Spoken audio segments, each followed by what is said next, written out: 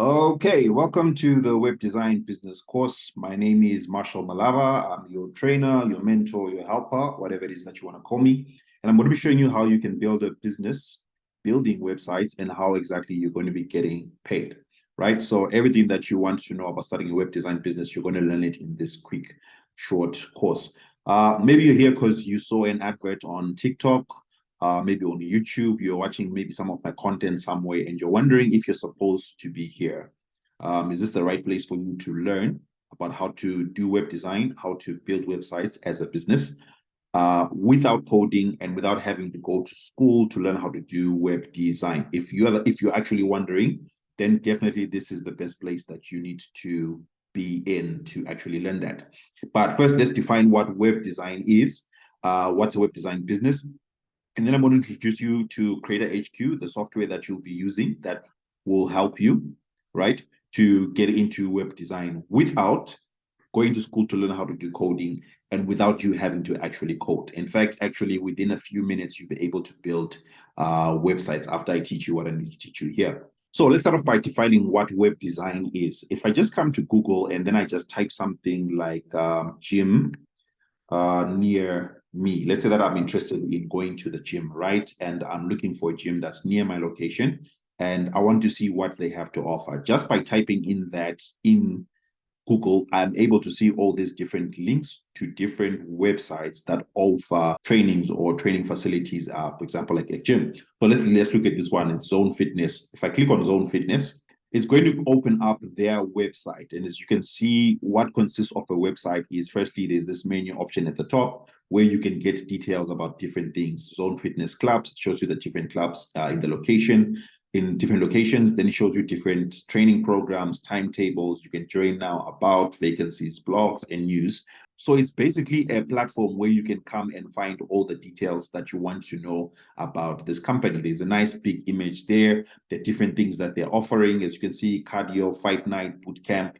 There's the pricing there. You can click on join now. And because I'm in Cape Town, it shows me Cape Town at the top. But then it also just shows different pictures of all these different locations. And so the reason why someone would want to get a website for their business is because, as you can see, I am based right now in Cape Town, and I'm in a certain location. I'm able to see all the different locations that are available to me. So I don't physically have to go there to find out. Let's say maybe I want to move to a new area. I don't physically have to move to maybe Philippi or Promenade to then go to the gym and see what's available. I can see all that information online. So websites are important because it helps people to advertise their businesses online 24/7, 365 days a year. People don't have to physically go to the location to find out information. They can find out all the information that they want from a website. So that's just an example of why websites are very important. And this is a type of website that you actually will be able to build. And so just by doing this training, I'm going to show you this tool. And this is the tool that we're going to be using. It's called Creator HQ. It's going to allow you to build any type of website. They're going to be beautiful websites, amazing websites. And yeah, you'll be able to do them within minutes just by using this tool. So yeah, the platform that we'll be using is called Creator HQ. And as you can see, it's an all-in-one platform. In other words, all you need to run your business online. Everything that helps businesses to run online, you'll be able to use this tool to do that. So you can build websites, you can do email marketing, you can put products, and people can sell their products, whether they are physical products or they are products that maybe you just download, for example, like an online course or an ebook. So everything that has to do with allowing a business to be able to sell online, they'll be able to do it through Creator HQ. So I'm just going to introduce it to you quickly, but then I'm just going to also do an overview later in the next video. So it's just this platform. And so that you know upfront, this is a platform that people sign up for. For example, if I come here, when I click on plans and pricing, you will notice that there are 3 different pricing plans. If you can check the pricing for the yearly or the monthly. If I change that to monthly, you see that people will be signing up here for $49 per month or $79 per month. So you can just go through this to see the different things that they are going to be getting. But the way that it works is when someone signs up, they can just sign up for free, which you are also going to need to do. And then you'll be able to use this platform to build your own website. So let me just also just say this right up front so that you know what you're getting into. This is a software tool that you will need to pay for. In other words, every single month, if you're choosing to pay month to month, it's going to be $49 a month. If you choose to pay for the whole year, you're going to be paying $39 per month. So if you're looking for a free tool if you're looking for a tool that you're going to use for free for the rest of your life, but you're going to be making money, this is not it. Maybe you should just stop doing the course right now. This is a tool that's going to allow you, firstly, to build your own website. I'll show you how to do that. And then while building your website, you will learn how to build websites for other people. And then you get paid. So maybe your first month, you're thinking, okay, will I be able to pay off this $39 or $49 every single month? You are going to be getting that money from building websites for other people. That's if you do the work that I will show you in these videos, and I show you how to actually get clients. If you go out and get those clients, you definitely will become profitable and you won't have to worry about paying this. But if you're just looking for a free platform that you just sit on, have a nice website, and you don't go and look for clients or anything, then maybe this is not the right course, or it's not the right platform that you need to be using. And so if you're going to succeed, there are basically three things that you're going to need to have. The first one is that you need to have Creator HQ, and I've just shown you right now. You can sign up for it and get a 14-day free trial, meaning that you're not going to pay for anything for the first 14 days. Definitely, if you do the work, if you do exactly what I'm going to show you in these few training videos, you're going to be profitable and you're not going to be worrying about paying every single month. The second thing that you're going to need to succeed is you're going to have a company, and your company consists of your company name, and then a domain, and then a logo. And I'm going to show you how to get those. And then lastly, you need to have a business mentality. So when I talk about like a company name, it's the same as this platform that we're using. It's called Creator HQ. Myself, I've got my own company. It's called Malava Media, and this is my website right here. I'm going to be reviewing it later on so that you are clear on what exactly do you need to include when you're building a website. But basically, that's the name that I'm choosing to use. You can have any type of name. I'll give you ideas on how you can get your company name, but you just need a company name, and then you need to have a logo. So can you see over here, I'm just using this logo. It's just my name, Malava Media. But when we come back to this one, this is the Creator HQ logo. Zone Fitness, this is the Zone Fitness logo. So you need to have that, have your company name, have your logo. And then lastly, a domain. A domain is this here. This is your address online, your internet address, so that when people type this in, they'll be able to find your website. So I'm going to show you how to get all that done.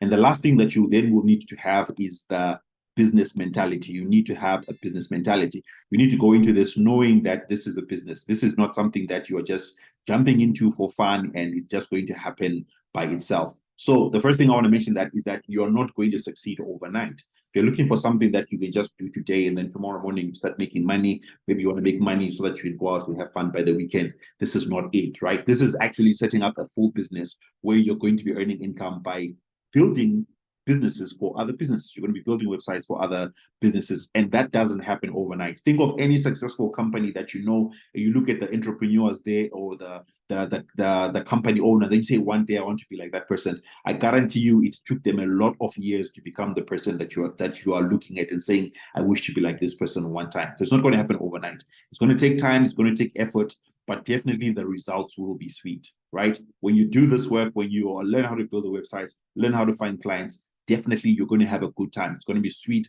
You'll be able to do everything that you've ever dreamt of doing, and it's going to be awesome. Now, when I started doing this, I didn't have a mentor, right? I didn't have anyone who was teaching me this. So I had to learn all this stuff by myself. But luckily for you, I'm here to mentor you, to train you, to show you how to actually get all this done so that what's going to happen, you are going to succeed. And so I've been working in this industry for about 7 years now. And I'll tell you something, the ones who succeed are the ones who will, first of all, learn how to understand the platform. They'll learn how to use the platform for themselves. They'll play around with the platform, just be able to do anything, and then they go out and they find clients. So if you're just looking for something that is just done for you totally and there's nothing that you have to do, this is not it. You have to learn the platform. You have to learn how to use it. And that's why you need to take advantage of the trial period, and you need to take advantage of the training videos. I'm going to show you a couple of places where you can get some training videos. You learn quickly how to use the platform, and then it becomes easy for you to be able to do anything for any type of client, and you're going to be earning some good money.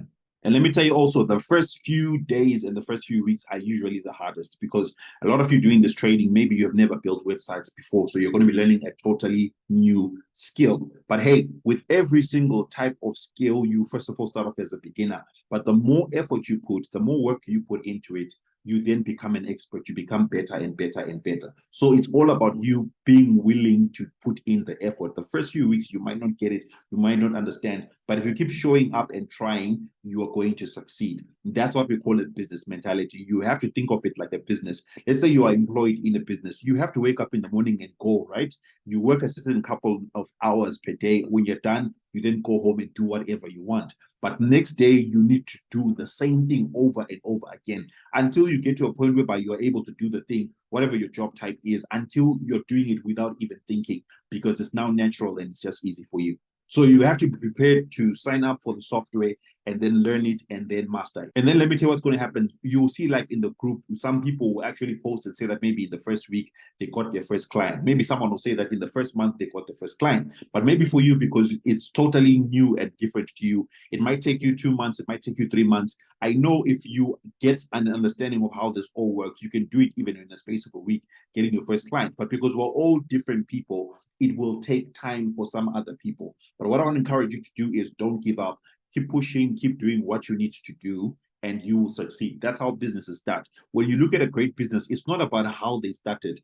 The only thing we consider is that they are a great business. So that's just some encouragement for you, that you need to have a business mentality, and the results will come for you when you learn the platform, master it, and then you do the work of getting clients, which I'm going to show you how to do, and then you're going to get started. You're going to start. In this lesson, we're going to cover a quick overview of the platform, how to register, how to start using it so that you get started as quick as possible. So I'm going to put the link in the description below of this video, but the other option is for you to just simply go to creatorhq.com, and then you're going to click on any one of the options that say start free trial. Something that I just want to mention quickly is, like I mentioned at the start of this training, you're going to have to select one of the monthly plans here. So there's the yearly plans and then there's the monthly plan. So if you want to pay month to month, you just make sure that it's on the monthly plan so that you see which one it is that you're going to be using. But if you do want to pay for the yearly plan, that's fine. But notice that you're going to start off with a 14-day trial. You're not going to be paying anything at the start, right? So you just come here and you click on start free trial. And it's going to bring you to this page where it's going to ask you to register. So you're just going to add the name, add your email address, and then add a password, and then click where it says, I am not a robot. As you can see, I'm just using some fake details here, just for demonstration purposes. And then it's going to bring you to this page here where it's going to ask you to choose a template. So when you're building a website for yourself or for your clients, this is what they are going to see. So as we grow, we're going to be adding more templates, but basically these are the templates that are there for now. So you just simply come here and you choose which template you want to work with. Let's say maybe I'm interested in this one that says yoga. You can just click here where it says preview so that you can just get a basic overview of what the website will look like when you have finished setting it up. So as you can see, this is what the yoga website will look like. The images, the text, this, whatever you want to call these icons or logos, whatever you want to call them. So this is the basic layout of how the website is going to look like. So you can choose to work with this template. Then what will happen is once you choose it, you start editing it. But what I'd recommend that you do is that you come here where it says consulting. These are the templates that are mainly for people who are consultants, or as you can see, awesome website design. These are the mainly tech-based websites. So you can click on where it says consulting, or you click on where it says services. And you just simply choose whichever template that you want to work with. Myself, I like to use very simple, easy templates. So I don't like complicated things. So for example, maybe I'll just come and choose this one here that I see right here. I'll click on preview and I'll just go through it quickly. And if I like it, I'll just choose it. And at the moment, I like it. So I'm just going to click where it now says start with this theme at the top here. And then it's going to ask me to add a title. And I'm just going to call this Malava Test. But you can get to call it the name of your website, the name that you've chosen for your business. Click on submit. And the next thing it will then do is that it's going to bring you to this page here. And the first thing that will happen is that there's going to be this video that's going to pop up. What I recommend that you do is that you just simply press play and watch the video. One of my partners created this video explaining how to actually use and edit the platform. So just feel free to just watch this video and check it out. It will help you to understand, okay, how exactly am I going to be editing everything here. Next, it's going to bring you to this page here, which falls under the builder section, as you can see highlighted by the red here. This is basically the website that you have set up it's based on the template that you have chosen. And as you can see, the website actually has been completed. All you just simply need to do is just come in here and then just edit everything that you want to change. For example, if I want to change the text right here, all I just simply need to do is just click on the text, and then I can start editing. I can just delete that and then maybe type something like the best website service in the world, whatever I want to write, right? Obviously, you're going to be checking to make sure that your spellings are correct and everything, and then you just delete everything else that you don't want. And as you can see, I've already started editing my text right there. If I want to delete something, for example, this section here, if I just click on that, I can just, this option will pop up which says delete, and I click on it and I say yes. And as you can see, it's been deleted. As you can see, there is this line here, divide a line. If I want to change the distance between the call to action button at the bottom and the divider line, I just simply need to hover over the call to action. This red option appears and I can just drag this like that. As you can see, let's say maybe I want to add some form of content. I can just click here where it says plus. This is basically all your widgets. And I'm just going to look for whatever type of content I want to add. So basically, you'll be able to edit anything that you see here, change it, play around with it, and I will be showing you how to actually set up your website in the next video. But I just wanted to do a quick overview. So let me jump right here to the end where it says Academy. If you click on Academy, you will notice, okay, it's going to ask me to stay and save first. I'm just going to click on save those changes so that whatever I edited will be saved. Make sure that every single time when you're editing something, when you're done editing one thing, click on save. Otherwise, let's say maybe there's a power cut or something, you might lose your progress if you don't click on save. Now, let's come here where it says Academy. If I click on Academy, it's going to bring me to this page here where there are video tutorials that show me everything I can do with this software. For example, if I want to create a website, I'm still going to do a quick video on how to do a website, but this is more in-depth training. So I can just click here where it says watch the series, and it's just going to be a series of videos that will show me everything that I need to know about building a website. For example, choosing a template, building my homepage, building the inner pages, generating leads for my business, forms, appointments, everything that you need to know about setting up your website, including even SEO and then getting found online. So just come here at the top and click on Academy and watch the different trainings. They will give you all the trainings that you need to know about this platform and how to use it. If you want to know how to set up emails and automations, as you can see, the videos are there, creating funnels.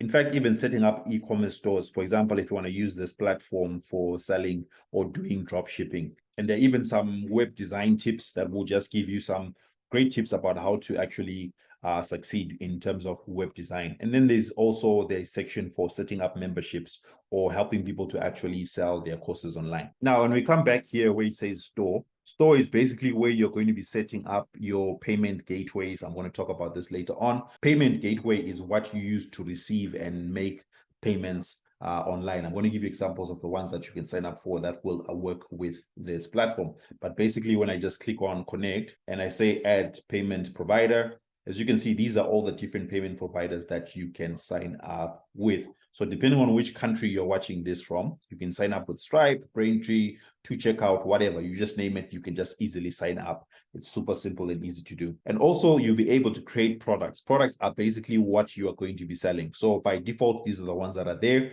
but then you can come in here and then edit and create new products. And I'll show you how to do that later. And basically that's where you're going to be adding the price. And once the product is added, it's connected to the payment gateway, and then you'll be able to receive payments immediately. Contacts is the place where all the people who register on your website will be able to be found. For example, if someone buys something or orders something on your site, all their details are going to appear here. So basically this is like a CRM where you can get all the details about your customers and everything that you need to know about them. The next one is appointments. You'll be able to set up appointments in this section. And as usual, there's a video that pops up and explains to you how you can actually set this up. Make sure you watch the video so that you're clear on how exactly that's going to work. But basically, you'll be just setting up events and people can then come and book calls with you, register and talk to you. And then you can sign them out as customers, or you can be doing your coaching, or whatever it is that you're going to be using the platform for. Then there's emails and automations. Emails and automations are what you're going to be using to set up. For example, if someone comes and registers for something on your website, you don't have to reply them immediately. You can actually use emails and automations to automatically reply them to give them the information that they're asking for.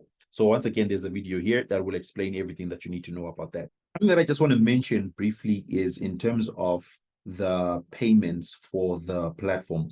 You'll notice like at the bottom here, it says trial account, upgrade now. So this is always going to appear as long as you're using a trial, and it only disappears once you have started making your own payments. Now, let's say you want to review your website to see what it'll actually look like when you are done. You can just click on this eye, which says website preview, and it will bring you here, and you can view it here, but I usually like to just say show in a new tab so that it actually shows you what it's going to look like. Obviously, firstly, you're going to need to change this so that it's actually your name, and I'll show you how to do that in one of the next videos. But you will notice right here at the bottom right corner, there's this thing that says start your free trial. This is always going to appear to show you that this is actually a trial version of your website. So you don't want this to appear. This will actually be there until you actually make your first payment. But it doesn't stop you from actually building your whole website. You can go ahead, build your whole website, and even start getting some clients if you want. But I think it's kind of annoying, and it doesn't make sense when you see this thing appearing here. And the second thing that you also need to know is after the trial period ends, all this will not be visible. You just be getting a page where it says that this website does not exist. So you don't want to get to that stage. In this lesson, we're going to be talking about choosing your business name. That's basically choosing the name that you're going to be using to run your business. Now, if I show you my own example, I personally use my surname, and then I just added the word media. And then it's .org, but also you can search for it as .com. So basically my website is just simple. It just mainly focuses on the problem that I'm trying to solve. And don't worry, I'm going to talk about all this later on, and I'll actually use this website as an example just to show you guys. It's not really complicated to do this. But the first thing that I just want to mention is that don't put too much time and effort into finding a name. Too many people focus on what's the perfect name to get, what's the perfect logo to get. But honestly, people really don't care about your business name. They really don't care about your logo. They just care about what they can get from you, or what they benefit from you, or how exactly you help them. So here are 3 examples. There's Apple, there's YouTube, and there's Mercedes-Benz. Apple, when you think of an Apple, do you think of a laptop? No. When you think of an Apple, do you think of a phone? You don't, right? So it's just a name. It's just a name and a logo. You don't have to overthink it, right? No one buys Apple because the logo is amazing or world-class. They buy because of what the products do for them. Same thing with YouTube. YouTube is a platform where we go and watch great content about anything. You don't go there because the logo is red or it's written nicely. You go there because you want video content. So even if this logo was purple, or it was green, or there was this basically means play. If this was a bicycle, no one would care. People just care about what do they get from that business. Here's another one, Mercedes-Benz. What does this have to do with the car? Now, when you see this, you obviously know it's Mercedes-Benz. But what does this have to do with the car? It's got absolutely nothing to do with the car. So in other words, what makes the logo great is what your business does and not the logo itself. So don't overthink about what's my name or what's my business for too long. It shouldn't even take you more than maybe a few minutes or a couple of hours to come up with your name. So here's some ideas for coming up with your logo name. Use your name. I use mine. It's Malaba Media. So it can be your surname, and then you can just add like the word media at the end. And there are other keywords that you can also use, for example, tech or systems. I could say Malaba Systems, I could say Malaba Tech, but I chose Malaba Media. So that's just an example of how you can just get your name. Or you can choose something that doesn't have to do with your own name. Like you can just call yourself Web Tech or Web Systems or anything that just, it helps you to, when someone hears it, okay, they know that, okay, this has to do with something to do with technology or software. And like I said, don't overthink it. Don't spend too much time there. So now in terms of like, okay, how do you design the logo? Once you decide on your name, there's this tool that I use, which is called Canva. Anyone can sign up for this website for free. They have got a paid plan, but let me tell you, you don't need the paid plan. You can just use this for free. So you're just going to simply come to this website here.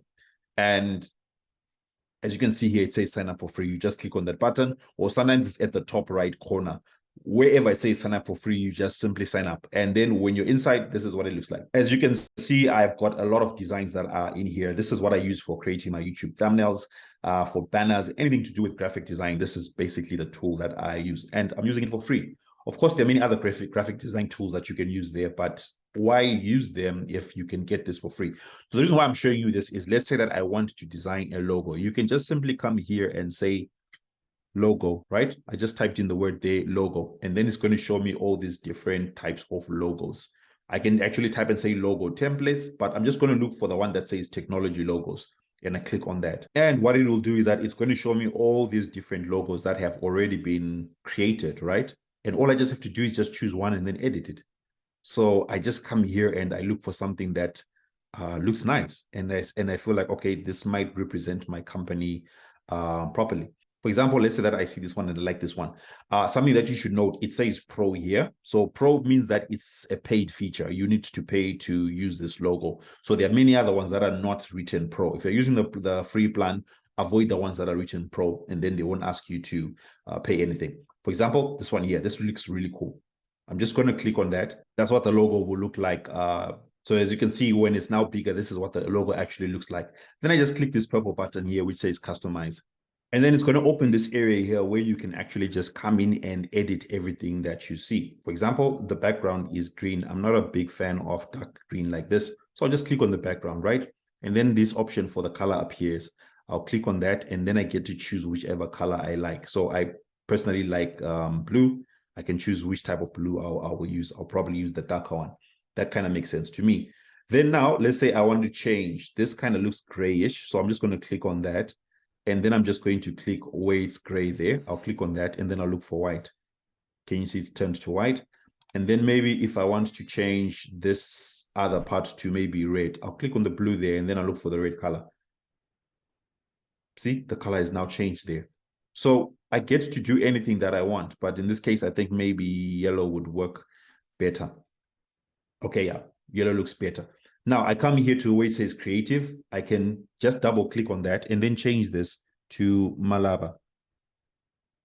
See, the name is already changed there.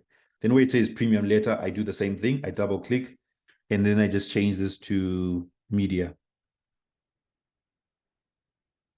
Like that. And can you see my company name has already been done? I can just come up here and then just make it bolder like that. And then I can also maybe change the color. I click on the A there and I change the color to white. I'll just click out there, and then I'll come back to here to the Malava. I'll just click on the Malava there. And then I'll come back here and I'll change the color to yellow. And bang, just like that, got a logo design. So can you see, this didn't even take me 5 minutes. I am already done creating my logo. And then now if I'm happy with the logo, I like the way that it looks. If I just want to download this logo, I just click here where it says share. And then I look for where it says download. I click on download.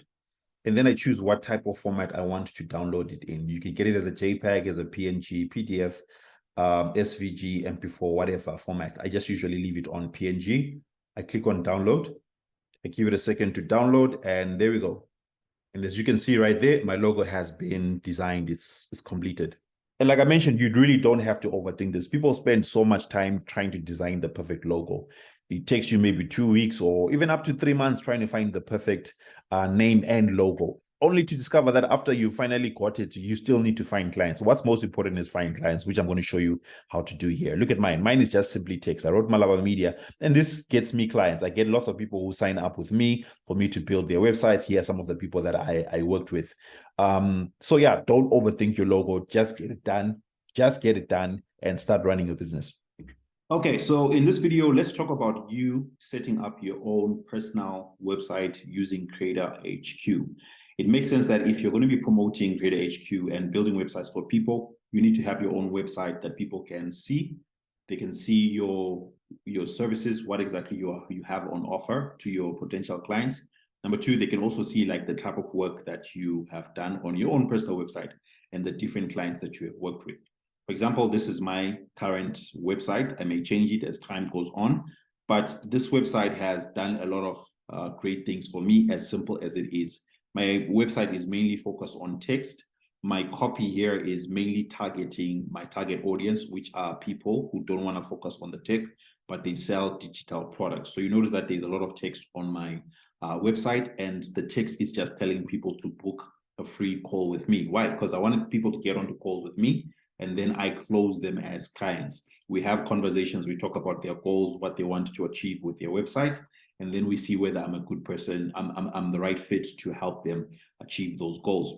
And then somewhere along the line there's also like some images that I put that link to different websites that I've set for different clients. Now, as time has gone on, I've got more clients. I just haven't updated the website, but I've managed to generate over $40,000 using this simple website. So it's not about having a complicated website. It's about having a website that functions and shows someone who, when they come to your website, they feel like, okay, I think I can work with Marshall. And then there's always a call to action for them to maybe book a call with you or to just buy your services. There's also another section here where I put some testimonials and then just a bit about me at the bottom. So when it comes to your website, firstly, you need to be clear on, okay, what services do you want to offer? What do you want to be known for, right? I'm targeting people who want to sell digital products, but maybe you want to work with any type of business that may need a website. So based on that, that's how you're going to set up your website. And a good way for you to get an indicator of what details you should be putting on your website, like do you need menu options at the top, is just to simply see what your competition is doing. If you just go to Google and just search for web design agency, web design companies, if you say near me, Google will show you different websites, but it will show you local websites, and it will also show you some websites that are available internationally. So what I just did is that I just went here and I just searched for web design agencies near me, and this is just something that came up. I'm not affiliated with this website or anything, it's just an example. Like, I can come here and see what are these guys offering, and then I can get some ideas of what I should also include on my website. Personally, I don't like this website because it's just full of too much text, especially in this area here. It might be too much for someone who wants a specific result. They just know that they need a web designer. So now they have to read through all this information. It looks a bit complicated for me. So that's just my preference. Here's another example here. This one, I like it better because it's got more images, it's got large text, and it's very simple and straight to the point. So you see that there are different types of websites that you will find, but people are all focusing on selling web design services. So get ideas of different websites that you think, okay, this is cool, I like this, and I want to take these ideas. But remember, there must be a goal of people either having a conversation with you, and then you then are able to sell them your services, or you just simply show them your prices that people are able to buy, and then you are able to start selling to them. Here's just one more example here for another website. So basically, I'm just showing you these examples to show you that, okay, the other people are already doing this. So you don't have to make up the rules. You don't have to make it up to say that, okay, let me invent what I should have on my website. There are people who are already doing this. Another thing that can also help you is just in Creator HQ, there are templates that you're going to be working with. If we just go to the main website and just click here where it says templates, you'll see all these different templates that you can just choose from. I'm going to suggest that you come here and click where it says consulting. If you click on consulting, it will show you the websites that are mainly used for consultants or agencies. Like this one, awesome website design. If I click on that, this is a template that's used by web designers to build their web design business. So as you can see here, this is just a nice picture here. There's going to be a logo here. You can choose to use this. So rather than trying to figure out, okay, what should I include in my website, you just simply use this, and then you're just going to change the text and just fill it up with your details. So that will make it simpler and easier for you. So don't try and reinvent the wheel. Don't try and like be stuck trying to figure out, okay, what 50 million words should I put on my website? Try and make it as simple as possible. Like I showed you mine. Mine is simple. Mine is super straight to the point. When someone comes and reads this, they know that this is specifically for them. The last thing that I also then want to mention is that, of course, like when you are inside your software, there's this option here which says Academy. If you click on Academy, it's going to give you tutorials and trainings on how to set up all these different things. Make sure that you go through the website section and clearly understand it and use it to build your own website before you start trying to build websites for other clients. There's also going to be another video after this video. There's going to be a lesson on how to set up websites for your potential clients. You might also want to check that out after you check out, of course, this course here. It will just give you a bit more clarity and a bit more understanding of how you need to set up your own website. But just don't take too much time doing this. Like I mentioned, my website, I've generated over 40, nearly 50,000 US dollars by using a simply designed website like this. It doesn't have to be complicated. This works for me as long as it's helping clients to gain clarity that, okay, we can work with Marshall, and that's what they're looking for.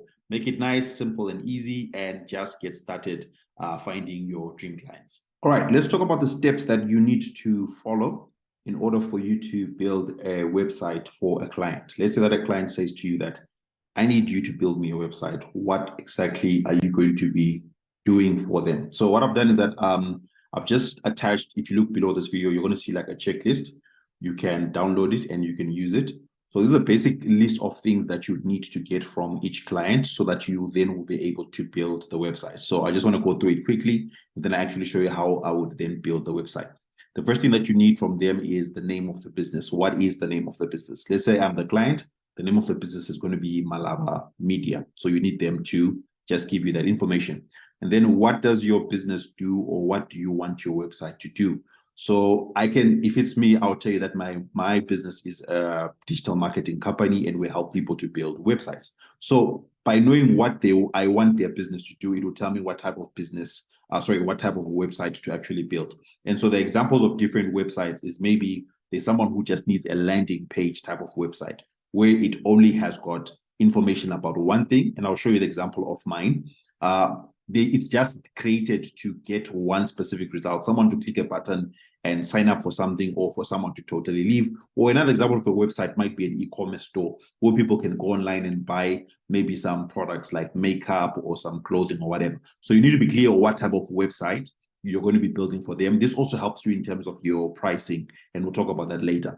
The third thing is domain you want to register. Right? This basically means what's their address. My address is malavamedia.org, right? Or you can search for .com and you'll be able to find it. How do they want people to find them online? Some people would just be their personal name, but most businesses, it will be the business name.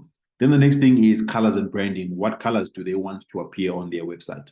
My favorite colors are normally blue, white, and red. So that's my type of branding on most of the different stuff you'll see me posting online. You need to be clear what exactly they need. And then there is logo.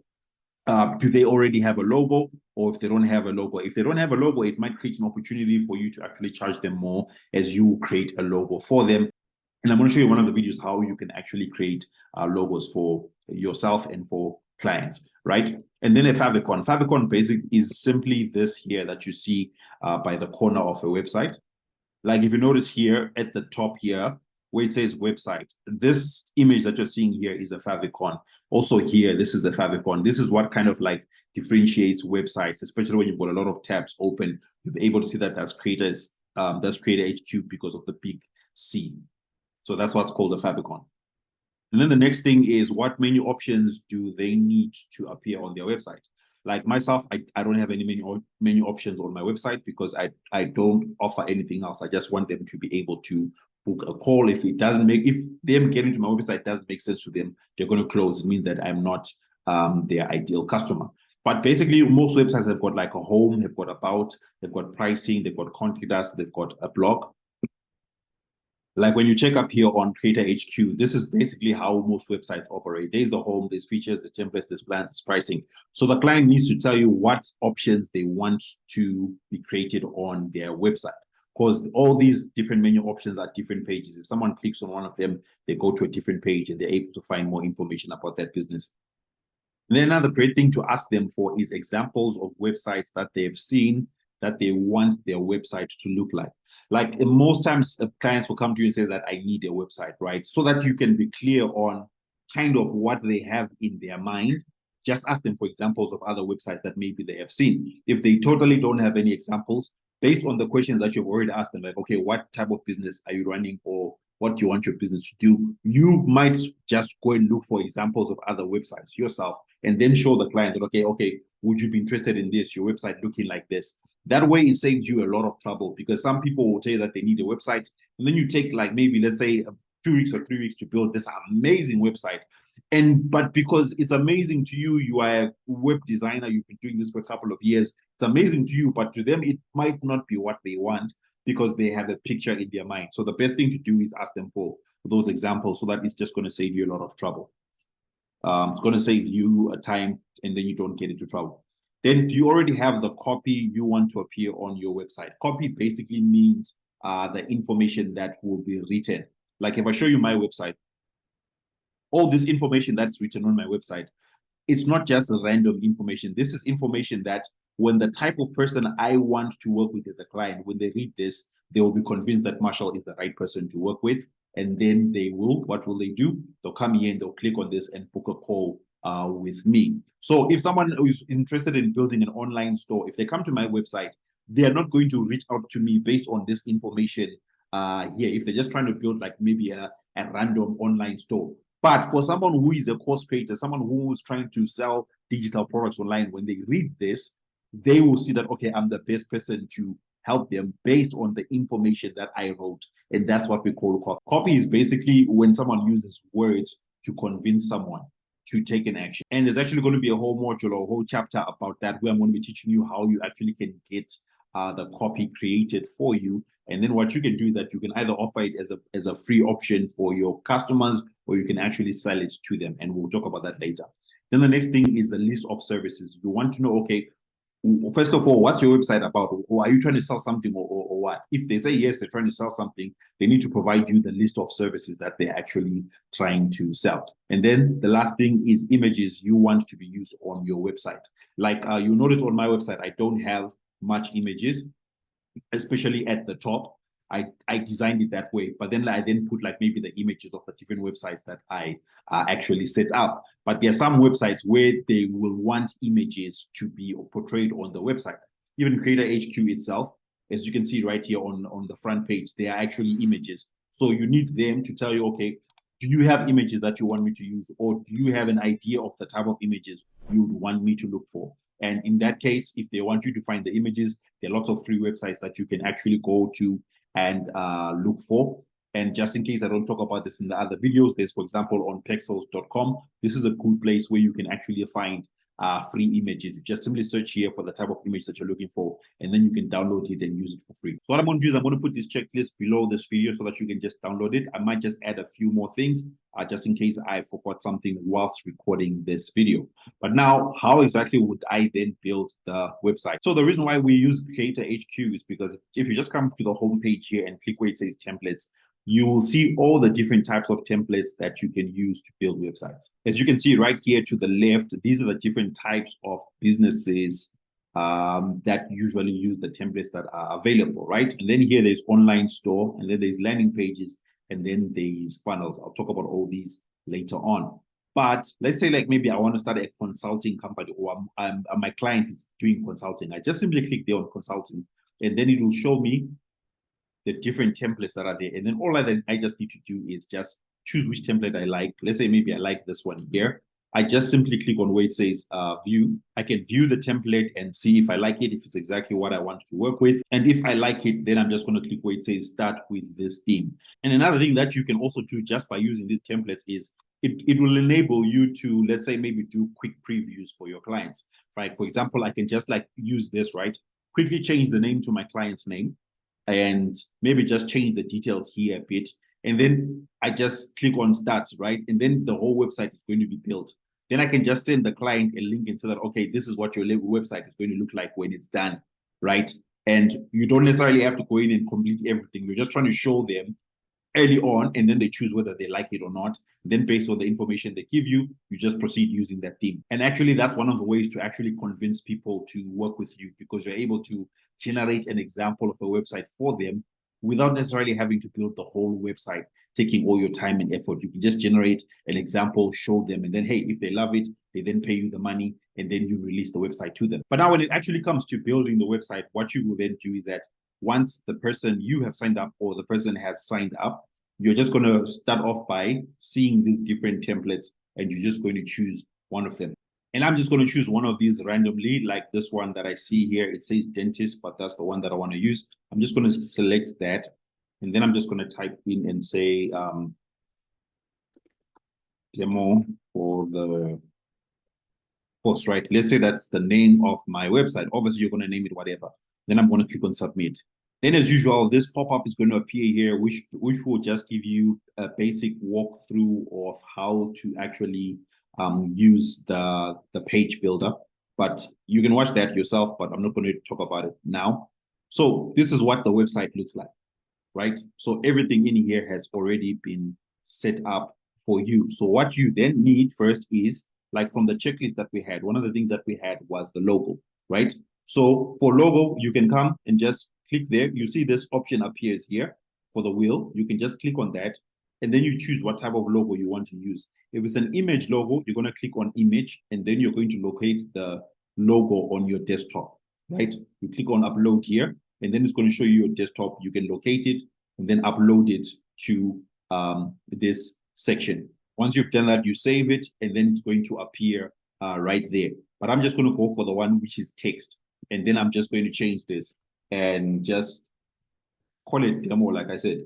See how easy that is? Already I've changed the logo at the top there.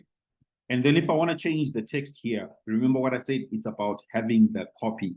You want to know what exactly do they want to appear on the website. So in this case, I'm just using this example of mine, but I can, if this is the copy that the client said that they want to have, I'll just copy the copy. I'll come back here. I'm just going to double click there. I'm going to highlight all the text there, and I'm just going to paste. Can you see? Just like that, I've already put the content in there. And then I can come and get this next line of text here. And then I just copy that. I'm using Control-C or Command-C if you're on Mac. And then I highlight that. That's Command-A or Control-A. And then I just paste Control-V. As you can see, all the text has now been pasted in there.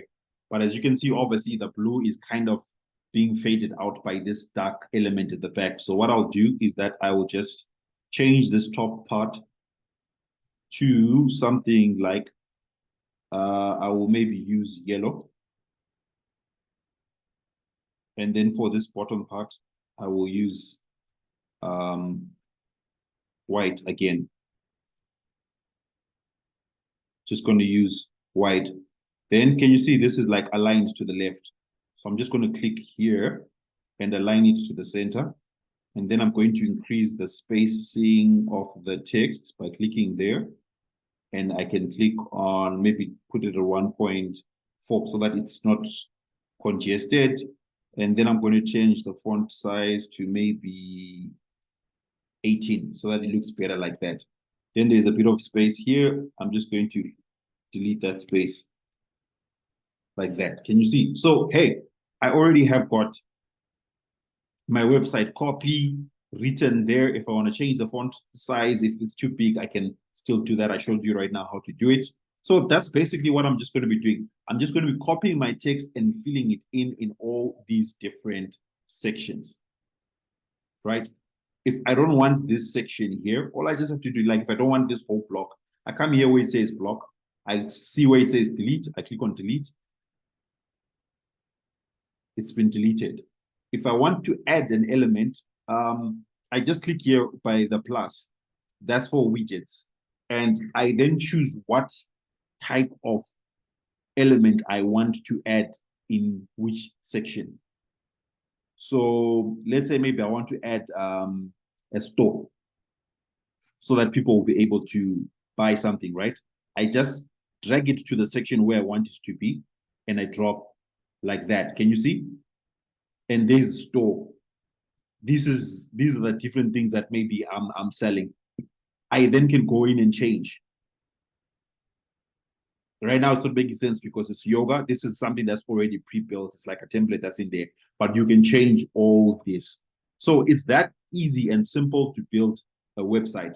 Make sure that you have got examples of websites that your client wants theirs to look like. Like if I want to use this as an example, it means I'm going to be removing all the images. I'm just going to be working with white backgrounds, or should I just say solid backgrounds, and a lot of text, right? Then here there's a section for like, these are the different types of websites that are built. All you just do to recreate this is by If it's not there already, what you can do is you just come here to the widgets and you look for something that has to do with, okay, firstly, what we'll do is that we'll take a container and put it somewhere. Like, can you see it stretches from the left to the right? It's that red line there. We drop it there. And then we choose how many columns we want this to have. I'm just going to click there in the center. Then it will appear saying 1 column. I'll click on that and I'll change it to 3 columns. Can you see those lines? 1, 2, 3. And then what I can then do is I come back here to the widgets. I take the image and I drag it there. And I paste the image. Now it's asking me, okay, which image do you want to use? Let me just do this quickly for you. This is just for example purposes. I'm going to download this image from my website fast onto my desktop. Okay, it's been downloaded. I'm going to come back here. And then I'm going to say locate, right? I'm going to upload the file. Okay, I click on my downloads and there it is. That's the first image there. Then I click on open. And there's the image. And then I just need to make sure that I select on the image and then I click on select. And as you can see, it's appeared there in the background. Just going to click out there and then click on save. Right, so do you see how simple and easy it is to do that?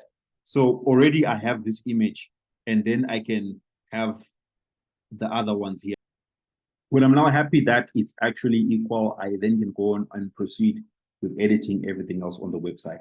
And so that this video is not too long and I don't waste time actually showing you how to do everything step by step because it's going to take obviously a bit of a while. That's basically how you're going to be editing everything on the site. And then if you want to maybe move on to the next page and edit the next thing, just click on save first. And then where it says about us, you can just click on that. And then it's going to open the about us page. And then you can come in here and then you can edit everything that you are seeing. So it's that simple and easy to build a website. There's nothing that's in this tool or this platform that cannot be edited. Like I mentioned, I don't want this video to be too long. If you need more instructions about that, watch the first video that appears that shows you basically how to use the page builder. But also you can come here to the academy, right? And watch the videos on how to create a website that you will find in the academy. It's going to explain to you everything that you need to know. But once you are done this and you are happy with how your page is actually looking, the next thing that you then need to do is just click here on the settings, right? And then this is where you're going to add the favicon. The favicon, like I showed you, is this small image that you add at the top right here. You're going to edit here and it gives you instructions of like the dimensions. It usually has to be in the square format. And then there is what's called a social sharing image. In other words, when you share the link of the website with someone, the image that will appear here. So usually it can be like the form, usually it can be a nice image that portrays what is on the homepage, or it might just be the logo. You just also need to upload it to this section here. In case you want to do some custom code, this is a section that you're going to be putting some custom code. For example, when we were talking about Google Analytics, when we're talking about adding maybe something different to the website that does not happen naturally through the page builder, you'll be able to do all of it here, but I'm not going to get into it in this video. For page SEO, SEO basically means search engine optimization, so that Google will be able to rank the website and make it to be found more easier. This is where you're going to do it. You're going to put like the title, and then you're going to put the meta description, and I'm going to be talking about this later on. And then the share image, just like I showed you earlier on, this is where you're also going to put it. File manager is basically all the images that you're going to be uploading to the website. You'll be able to find them in this section. And then over here where it says domains, this is where you're going to add the domain that they have chosen to use. In my case, it was Malava Media, but for them, you then need to buy the domain first if they haven't bought it already. And then you're going to add it here. So the steps are very simple and easy to follow. You just click here where it says connect an existing domain. And then you're going to type the name of the domain here. Like, let me just say it's, like, let's say that the name of my website is thisisjustatutorial.com. I'm going to click on connect domain. And then it wants to verify the domain. So what you need to do is go to your domain provider and add these details. And I'll show you how to do that later on. It's as simple and as easy as that. And then in about 2 hours, but usually it takes less than that. 2 hours. The worst case scenario is that it will take maybe 24 hours. The worst case scenario is that it will take maybe about 48 hours. It always differs because of different locations and different servers that are being used. But normally it takes less than 2 hours. Then you'll be able to search for that domain name like Malava Media, and the website will appear. So that's what this whole process is all about. And then, of course, if you want to add like the language and time, you can do it from here. Cookies and privacy, applications, personalization, and URL redirects. Personalization just simply refers to you actually can add here so that their phone number, when you add the phone number here, on every other page where you want the phone number to appear, it will automatically appear. Same as location, right? And then system properties. For example, like maybe there's some sections on your website where you can make their name appear. Like, I don't know if you noticed, like when I came into the builder for the first time, it said, "Hi, Marshall," right? So every time it writes "Hi, Marshall," it's because of these settings that are here. So yeah, basically that's how you'll be able to build a website. But if you have got any other questions, just make sure that you reach out in the group or in the WhatsApp chat, and I'll do my best to answer all the questions that you have. But guys, it's that simple. It's that easy. You can build a website in minutes like I've just shown you. In this video, I want to talk briefly about website content. Website content simply refers to what are you supposed to write on a website? What exactly is going to appear on the website that you're building? And just to give you different examples of websites, like this is an online store, right? It's just some online store that I just found just by simply searching. You see right there, there's like a big banner and whatever they're promoting there. I'm not really concerned with what they're promoting. I'm just trying to show you that this is what an online store looks like. As you can see, it's mainly focused on images. It's focused on these big banners here.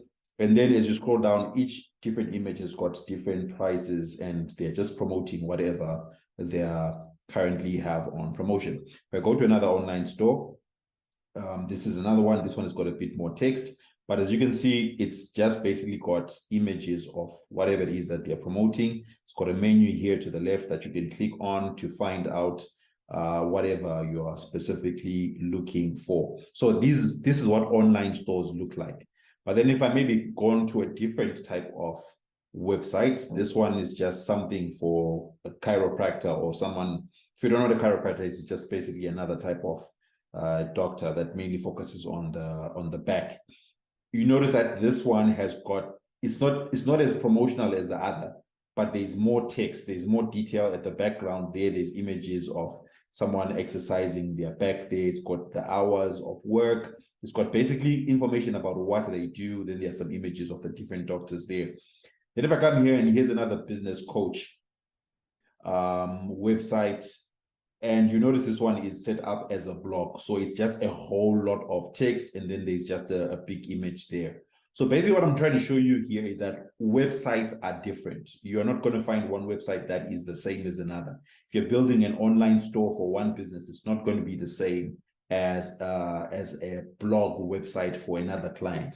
So you need to be aware of that. There are different types of websites, and you need to be aware that the information that you would need to put on that website is always different for each particular client. So where exactly do you get the information that you put on the website? Normally, they will give you an outline of what they want to be written on the website. That's normally the best case scenario. It means that you're going to finish your job even quicker because they give you all the content. So actually, in part of your onboarding process, you need to mention to them that you need information about what they want in their website. And a good practice is to ask that based on the different menu options that they will ask for. For example, what do they want on the homepage? What do they want written on the About Us page? What do they want written on the Contact Us page? Some people, you realize that they don't know what information to put there. So it's always a good idea for them to also look at their competition and see what their competitors have already put on their website. Then it will give them an outline or a structure of what they should have on their own website. So if they don't have the copy, they don't have, and yes, copy is another word for content. It's the word that we use in this marketing field for building websites and stuff. We call it copy, right? So if they don't have copy, first of all, start off by looking at what they're selling. What exactly are you selling? So I showed you those examples there. The online stores were different from the other types of websites. If it's an online store, you are mainly focused on images of what they're selling and then the price. And then people can just simply click and add to cart. And then when they're done, they just put together all the products that they want to buy at one time, and then they buy. So it depends on what exactly they're selling. If they're selling information, then you definitely need like maybe more text content, like it's going to be like a blog format. Then I already spoke about this. You can look at their competition. Their competition will give you a picture of what type of website they should have themselves, because we work by this principle that you don't want to reinvent the wheel. You simply do what others are doing successfully, and it will also work out for you, right? Okay, then the third one is by using AI tools. Actually, there's another fourth one here that I should mention here. It's by doing copywriting. Copywriting is a skill that you can learn and develop, and you can actually charge a lot of money for this. You can offer it as a service based on the fact that you've maybe gone ahead and studied it and learned it. You can offer to do copywriting for people based on what you have learned doing copywriting. But another aspect of it is using AI tools to do the copywriting for you. If you're doing copywriting, it means that you've studied it, you've learned it, and then you are the one who's going to write the copy. But if you're using AI tools, you'll be able to use online software that will write the content and the copy for you. And just to give you examples of different ones that you can actually get, if you notice below this video, you're going to see another video here that will show you some different AI tools that you can try and look up and just experiment and see whether they are what you want to work with.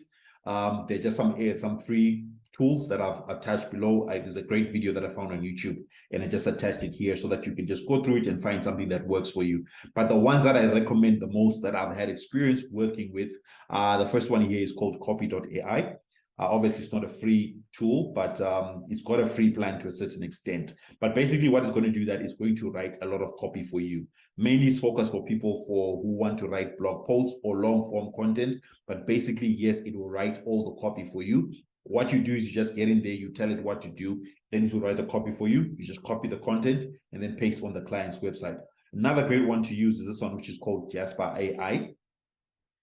It does the same thing as Copy AI, but I think Jasper has been there for longer than the other one. And basically, they do the same thing. But what I like Copy AI better is because the pricing plan is slightly cheaper. So you can just come to this website, Google them, and then you just check the pricing plan on yourself. I don't want to go into too depth about that because I'm not trying to promote those platforms. I'm just giving you options here. The other one that's available is called ChatGPT. This is currently at the moment one of the most popular things people are talking about online. Basically, it's a tool that you just come here, you type in prompts and say, for example, write a blog post about a chiropractor, and then it's going to write that blog post for you. But then it's AI, it's still under development. It will make some mistakes sometimes. You need to go in there and you need to correct it. And I'm currently on the free plan. Yes, they have got a paid plan. As you can see here, upgrade to plus, gives you better features. It gives you better reliability. You can choose to use it if you want. And then the last one is called Write Cream. It does similar to the other ones, but then it also involves AI. In fact, all of them involve AI, and they're all developing and growing. But it's a great tool that you can use to create. Here they also showing you the different types of content that you can write using this tool. You just come in here, it's going to create the content for you, and obviously you're going to have to pay for it. There's if you click on pricing somewhere there, it's going to show you the different prices that you can sign up. I think it's one of the cheapest out of all of them, but it's a great tool that you can choose to use. So just to summarize everything that I spoke about, you need to create content or copy for your clients. You get that information from them. If they don't already know what they want to be written on their websites, then you are going to have to either use these AI tools. You're going to have to either use your copywriting skills as if you've actually studied as a copywriter, or in fact, you can actually hire a copywriter to do it if you don't have the time to do it yourself, or you just copy from their competitors. But obviously, there's plagiarism. You're not going to copy exactly what their competitors write. You're just looking for structure and guidance on what should be appearing on the website. So if you do that, then it makes your job easier in terms of building your website and knowing exactly what to put on it. Now, let's talk about payment gateways. Payment gateways are basically what you're going to be using to receive payments from your clients. So if you click here where it says store, it will then bring you to this section here where you then can set up your payment gateways. So you just click here where it says connect. As you can see, connect a payment processor.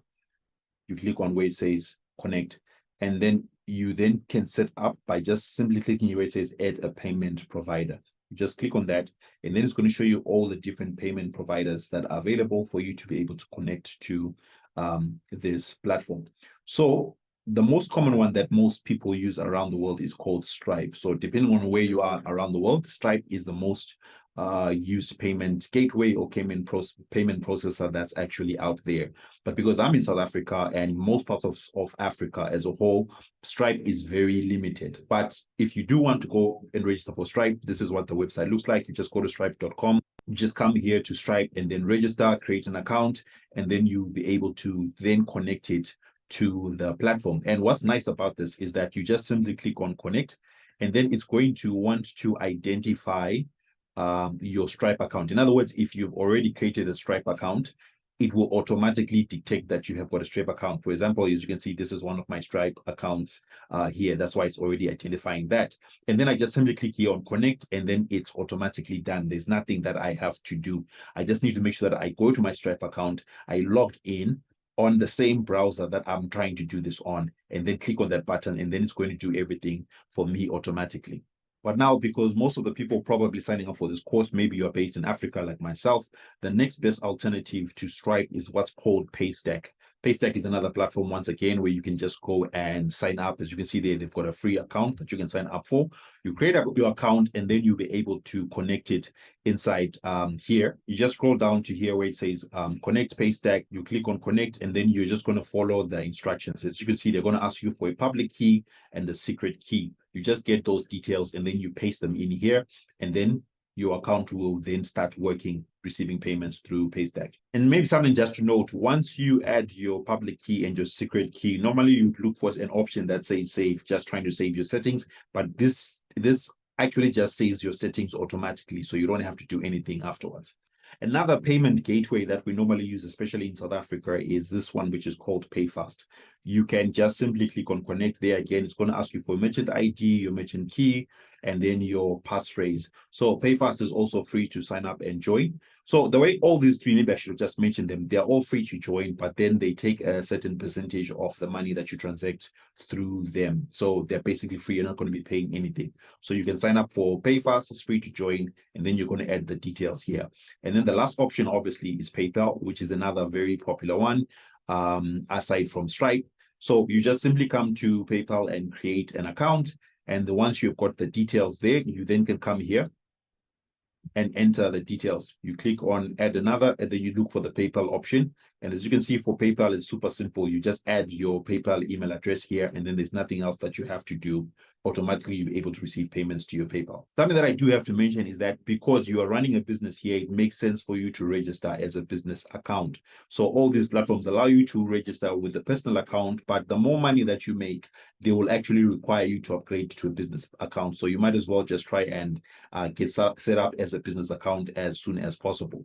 So when it comes to registering business accounts, you've got a couple of options. The first option is that you can go to your local registry and sign up or register your business. If you know that, for myself, what I did in South Africa is that there's this company that I use, it's called GovChain.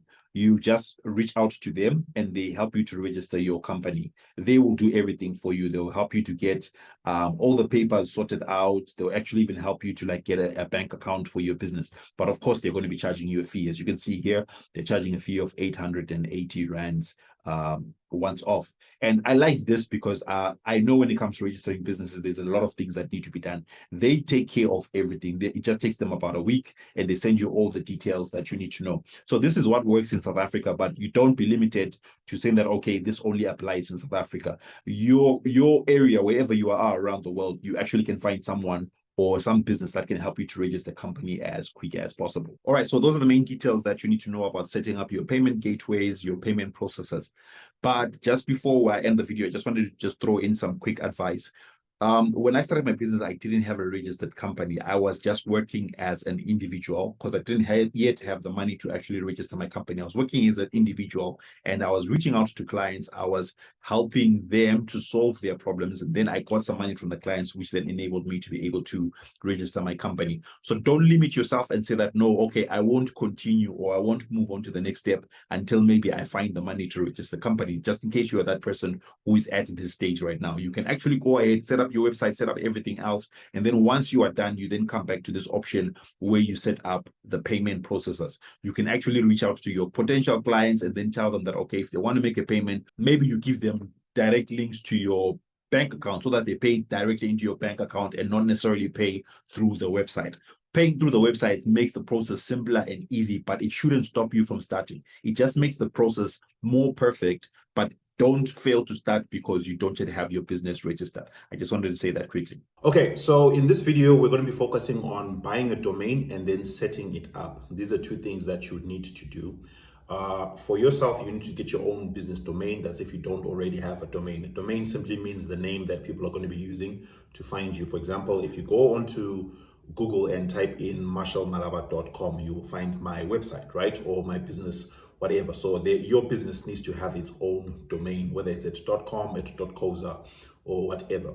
And just before I show you how to do that, just a few things that you need to take note of. Firstly, you need to do this for yourself. And then when you're doing it for your clients, you need to do this process for them sometimes. But then also sometimes they already have their domain. So you just need to know how to connect their domain to the Creator HQ software. So regardless of whether they use the tool I'm going to show you right now, or they use GoDaddy or Bluehost or whatever platform they use for hosting, the process is the same. You'll be able to get the same details on those different platforms, and then you'll be able to put it in Creator HQ. So you will notice right now in the video that you're about to watch, I'm going to be talking about a different video or a different training that I already did for some other students in another course. So the process is still the same. You'll notice that I'm talking about something different like marshallmalava.live.com, but the process is still the same because I was setting up a website for one of my other businesses. But just follow the same process for whatever website you're setting up for your clients, and it's going to work. Now, in order for you to buy a domain, I'm going to put a link below this video. You can click on it and it's going to bring you to a website that looks something like this. It's called Namecheap. And so this is where you're going to be able to buy your domain. And so because for most of you watching this, it probably will be your first time, what I recommend is that you think in terms of branding. Look at using your own name. For example, the same way that I use marshallmalava.com for most of my branding. You can use the same, not my name, but your name for your own branding. It helps it makes it easier for when people see that name that they associate, okay, this is someone that I know, and then like I can actually trust, and they'll be more willing to actually engage in your website. So what do you just come here and do is just simply type in and say Marshall Malava. This is going to be your name, and then you can click on search. Now, because my name, I've already used it before, I'm just going to add on and say maybe tech, or I can say live, or I can say Marshall the entrepreneur. It's really up to you what you want to do, but you're going to be using your name. So I'm just going to simply type that in, and then I'm going to click on search. And the reason why we're using Namecheap, there are many other platforms that are there, but the reason why we're using Namecheap is because Namecheap is one of the most affordable on the internet. They will give you a great price. So that's why you need to use this link in the description below. And secondly, in terms of support, they actually have got a good support. Whenever you have any challenges, they can walk you through what you need to do. So as you can see, marshallmalava.tech.com is available for $8.98. And then to get it, I just have to click on add to cart. Before I do that, I just want to show you here. If you just scroll down, it will show you other results that are available. marshallmalava.tech.xyz, that's another end prefix there. It's available for $2. Here's another one for $4.98, and that's .me. Here's another one, .art, for $4.98. So you can get any one of these other ones. They are very much cheaper. But the reason why I would recommend that you go for .com is because .com is the most used, especially internationally. People recognize .com more than all these other ones, and yet they all do the same thing. But it's really up to you to choose whichever one you want. I'm just going to go for .com. Once you're happy with it, you just click here where it says add to cart. By the way, it has to tick here. Like if it gives you a tick, that's when it means that it's available. If it's an X, it means it's not available. You might just need to change your name. But anyway, if you're happy and you've added to cart, you just click here where it says checkout. On the checkout page, sometimes they can offer you a whole lot of different things. Like some of these things may be ticked, like they'll offer you a VPN and they'll offer you SSL certificate and all those things. You don't need them. They will just be offering them to you because it's a way that they will generate more money. Yes, they're important, but you don't need them. So just make sure that it's the exact same price that you want, that you ordered is $8.98, plus they're giving you an ICANN fee. It comes to $9.16. You just click here where it says confirm order. And then the next page is going to ask you to log into your account or to create an account. Now, because most people are coming to this page for the first time, you're going to just click here where it says create an account. You're going to create a username. My username, I just use my initial M and then my surname Malava. You can do the same thing for yourself, or you can use your full name. It's fine. Just don't add any spaces. And then you create a password. You add your first name, your last name, and then your email address. And then this tick option here is for you to receive their marketing information via a newsletter or marketing communication. So when you're happy, when you're done, just click on create account and continue. But because I already have got an account, I'm just going to log in quickly and then show you the next page what happens. Then on the next page, it's going to look like something like this. And then it's going to ask you to enter your credit card details and your address. I'm not going to scroll down because some of my sensitive information is down there at the moment. But you're just going to enter your details there, and then you're just going to click on pay now. And then automatically they'll create an account for you, and then you have access to your domain. And once you are registered, it's then going to bring you to this page right here. And as you can see here, it's going to list down the domains that you actually have, or you can just click here where it says domain list. And then it's going to show you all the domains that you actually own. So once again, this is just a reminder that this is a training that I did for another business, but then the process is still the same. So when I talk about setting up your website, this is what your website should look like. When you are inside of Creator HQ, when you log in, regardless of which page you're working on, as long as you are under the builder, you'll be able to get to these settings. You just want to click on settings to your left on the menu there, that round wheel there, click on it, and then you'll be able to find the settings that I'm about to show you. Now, the next thing that we need to do is to connect a domain so that when people use our domain name, they'll be able to find our website. So in order for us to do that, we're just going to simply come here to the settings. Make sure that you're on this first funnel first, and then you're going to click on funnel settings. And then when this pops up, click on domains. And then you're going to click this red button which says connect an existing domain. And then you're going to type in the domain that you want to use. So for me, it's going to be marshallmalavalive.com, just like that. And then I'm just going to click on connect. Then this next page is going to pop up, and it's going to ask you to please log into your domain provider and correct the DNS entries. In other words, it wants you to enter these details right here in the DNS entries. So all you have to do is go back to Namecheap, where you bought your domain. So you're just going to enter Namecheap, click on where it says domain list, and then choose your domain, and then come and click where it says manage. Make sure it's the correct domain, Marshall Malava Live.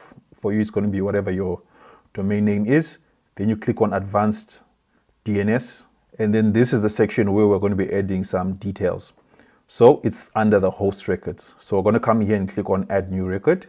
And when we checked here, the first record was an A record. Record type is A, and then we're going to enter this. So I'm just going to copy this, Control C. Then I come back here, and then as you can see, it's an A record. So it was, the host was A, record type is A, host name is A, is at. So I'll just leave this, I'll just do that. Then the IP address, it's that. And then we're just going to click on save changes by ticking, and now it's been added there.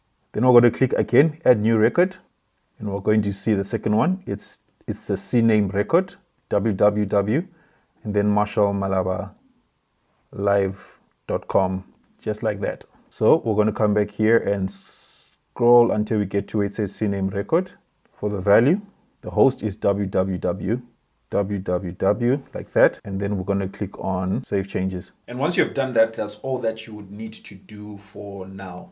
what will then happen is that everything that we have set up is going through a process that's called propagation, whereby the website is being connected to the domain provider. And this process can sometimes take anywhere from about 5 minutes to about maybe 30 minutes, sometimes to even 24 hours. So you just have to leave it for a while. Now, whilst recording this video, I waited for about 30 minutes, and then I was able to check. And then now I see that my domain is actually connected. As you can see, marshallmalavalive.com. If I just refresh this again, it comes back to this exact same page. So now, not only is my website here on this page where I'm actually working on it and developing it here, but now actually if I share this link with anyone, people can actually find my website and these details. The next thing that we then need to do is that we need to connect emails so that we'll be able to send out emails using the domain that we have chosen. We want to be able to receive emails and be able to send out emails as well. So what we're going to do is that we're just going to click here where it says emails and automations. And then when you come here on the dashboard, you're just going to scroll down to the bottom and click where it says connect a domain. The other way is to come here and click on settings and you look for the same option to connect a domain, but I'm just going to click here where it says connect a domain. And then it's going to ask me to add a domain. And then in this section here, you're going to add the domain that you want to use. So it's going to be marshallmalavalive.com, just like that. And then I click on submit. Now, the next page that it will show you is this one. And what it needs you to do is that you need to verify your domain. To verify your domain, add the following TXT records to your domain DNS. So we're just going to have to copy these details and then paste them. And I'll show you where to paste them. So what you need to do next is that you need to take these details and then you're going to put them in Namecheap again, like we did earlier on. If you have probably maybe closed the tab, you just log into your Namecheap, you click on domain list, and then you identify the domain, and then you click on advanced DNS. Then it will bring you to this page. What you're going to do is that you're going to click here and say add new record. And then the type of record is TXT records. And then we're going to be adding name is at or leave it blank, and then the value. So I'm just going to click on this to copy that. So I'm going to scroll down and look for TXT record.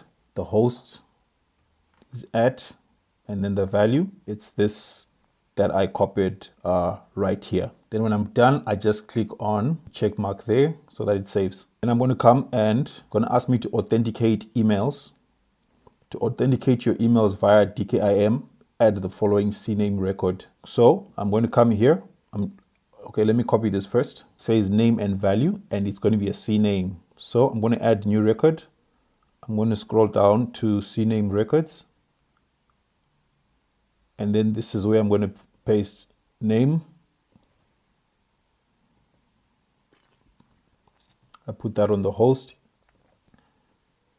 And then the value, copy that, and I paste that. And then I click on that again. Then I can click on this option which says save all changes. Once you click on save all the records will then be saved onto your Namecheap account. Then all you have to do is then go back to your account in Creator, and then you just simply need to just refresh the page, and you'll see your domain there. It will say pending and authorization pending. So all you just have to do is wait a couple of hours, and then this is going to change from pending to verified. As you can see, this one that's above. Don't worry about this other link here. It's because I own other domains. For you, it's just going to be written the domain that you currently own. The next thing that we then need to do is set up email hosting so that we'll be able to receive emails and also be able to reply emails when people send us emails. So we need to find an email hosting company, and there's an email hosting company that you can use which has got a free plan. It's called Zoho. You just go to zoho.com, and then you're going to click here where it says mail. So we're going to be using Zoho Mail. We're going to click on sign up now. And then we're going to click where it says pricing. And then you notice that they have got different pricing plans. We're going to go scroll down all the way to the bottom. Well, near the bottom, and look for this one which says forever free plan. In other words, we're going to be using this software for free forever. Then we click on sign up now. Then on this page, you're just going to enter your name and then an email address that you are currently using, because they're going to want you to verify your ownership of either email account. So you just use an email address that you are currently using, and then you create a password. So I'm going to do that shortly. So once you've entered your name, your email, and your password, you just want to click where it says I agree to the terms of service and privacy policy. And then you're going to click on sign up. Then they'll send you an OTP, as you can see, just to confirm your email address. So as you can see, an OTP has been sent to me here. I'm just going to copy this number, then come back here, paste it there, click verify. And then this is where I start doing the setup. So there are two options there: add an existing domain, buy a new domain. We want to go with the option that says add an existing domain. So I'm just going to click on add now, and then type in the name of my domain, just like that. For company name, I'm just going to add my name. And then industry type, you can choose industry type. I usually go for something that says marketing, or something that says advertising. So marketing and advertising. Then it says proceed to domain verification. Congratulations, Marshall Malava has been added successfully. Then proceed to domain verification. I click on that. So this is the first page that you will see, and all we're going to be doing is we're going to be following the same process that we've been following all along. We're going to be copying some TXT records and then placing them into our Namecheap account. So I'm going to log into my Namecheap account, and then I'm going to go to DNS settings again. There is my domain. Then I'm going to click on advanced DNS, and then I'm going to come here. It says add new record. And so the record I'm going to be adding is a TXT. I can put the at or leave it blank, and then the value. So I'm just going to copy that value. Then I'm going to come here. So I'm just going to look for TXT record. I'm just going to say at, and then the value. Paste that there. And then I click on save changes. And then it's been added. Then I'll come back here. It says you may have to wait 30 minutes to 1 day for this change to propagate, depending on the TTL value that you've entered. Finally, come back to this page and click on the below button to complete the domain verification process. So like they mentioned, it's going to take a bit of time, but I can go ahead and just proceed to the next steps. So verify TXT. So as you can see, there's this area here which says TXT verification failure. And the reason why is because it may take a while. So what I'm going to do is I'm just going to wait for a few minutes, and I'll let you know how long it took. So it actually took me less than 1 minute. So I tried it again, and then it was now working. Then it now brings me to this page. You have now verified your domain ownership. You are the super administrator. So now I need to create the email account that I want to use as a super administrator. So I'm just going to type here Marshall. So it's the email that's going to be the super administrator. It's going to be marshall@marshallmalavalive.com, or I can use whatever I want to use, my name or CEO or whatever it is that you want to use, but something that's just going to be your main email address. So I'm just going to use that. Then click on create. Then it will bring me to this dashboard here, and as you can see, there's my main email address that I'll be using. That's going to be the main.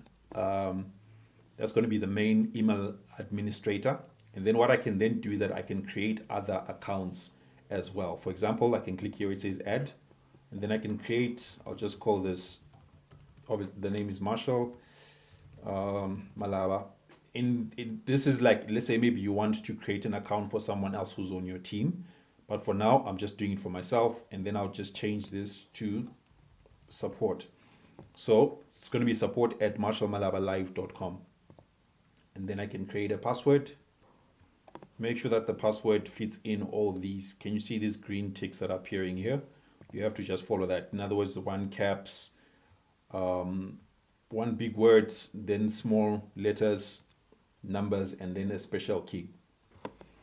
Now there's an option here which says force user to change password on first login. In other words, when you assign this to someone, they can log in using the password which you will tell them, but then they then need to create their own password. So you can choose that option if you want. I'm just going to tick it for now, then click on add.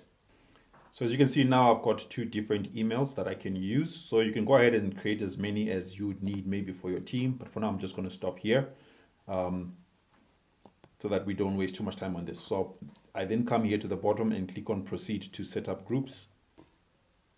Now, groups is basically a way that you can arrange, like let's say maybe you're running a big company, you can group your employees and their different emails into categories. For example, maybe there's the accounting department, there are 3 people that work there, you can put them into groups. Marketing department, the people work there, you can put them into groups. So I'm not going to use this right now. Click on proceed to DNS mapping. Then there's more details that we need to copy here again. Now on this page, it's called DNS mapping, and basically we need to copy all these details and put them into our Namecheap account, like we have been doing with all the other records. So what we do is that we just simply come here to our domain, and I'm just going to scroll down until I find where it says mail settings right here. And this will only work if you are logged in, by the way, so make sure that you are logged into your account. And then click on where it says mail settings, and then email forwarding. You want to scroll down and look for custom MX. Click on custom MX, and then you'll see it written MX record. So you're going to copy those details. The first one, MX at mxzoho.com, and notice that it says priority 10. So I'm going to come here. I'm going to put the priority to be 10, and the first part, the host, was just at. Then I'm just going to click on save all changes. Then click on add new record. It's going to be at here. We'll come back here, we'll copy MX to Zoho, and then the priority is 20 there. So just want to copy that, paste that there, and then we put that as 20. Then we click the check button there, then add new record, MX3, then the priority is 50. So add MX3, and then done. And then for the next one, as we can see here, it's a TXT. I'm just going to click on view SPF value.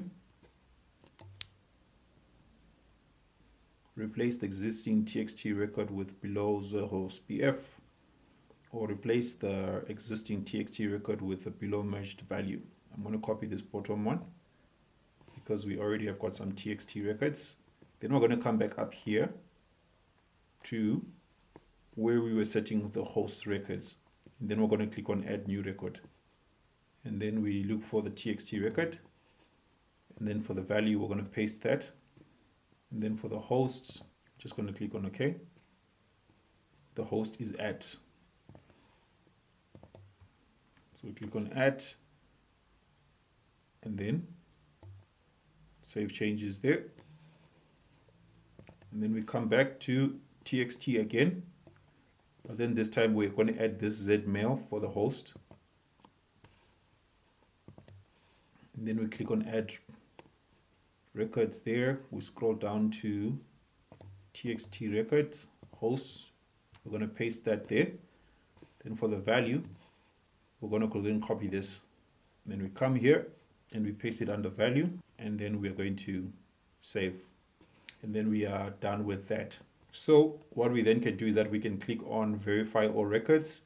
And once again, it may take a bit of time, but generally what will happen is that these colors here will turn to green. So I'm just going to click on it, see what happens. The DNS records may take a while depending on the TTL to get propagated. Like I explained, I'm just going to click on OK. But then I'm just going to click on to proceed to email migration.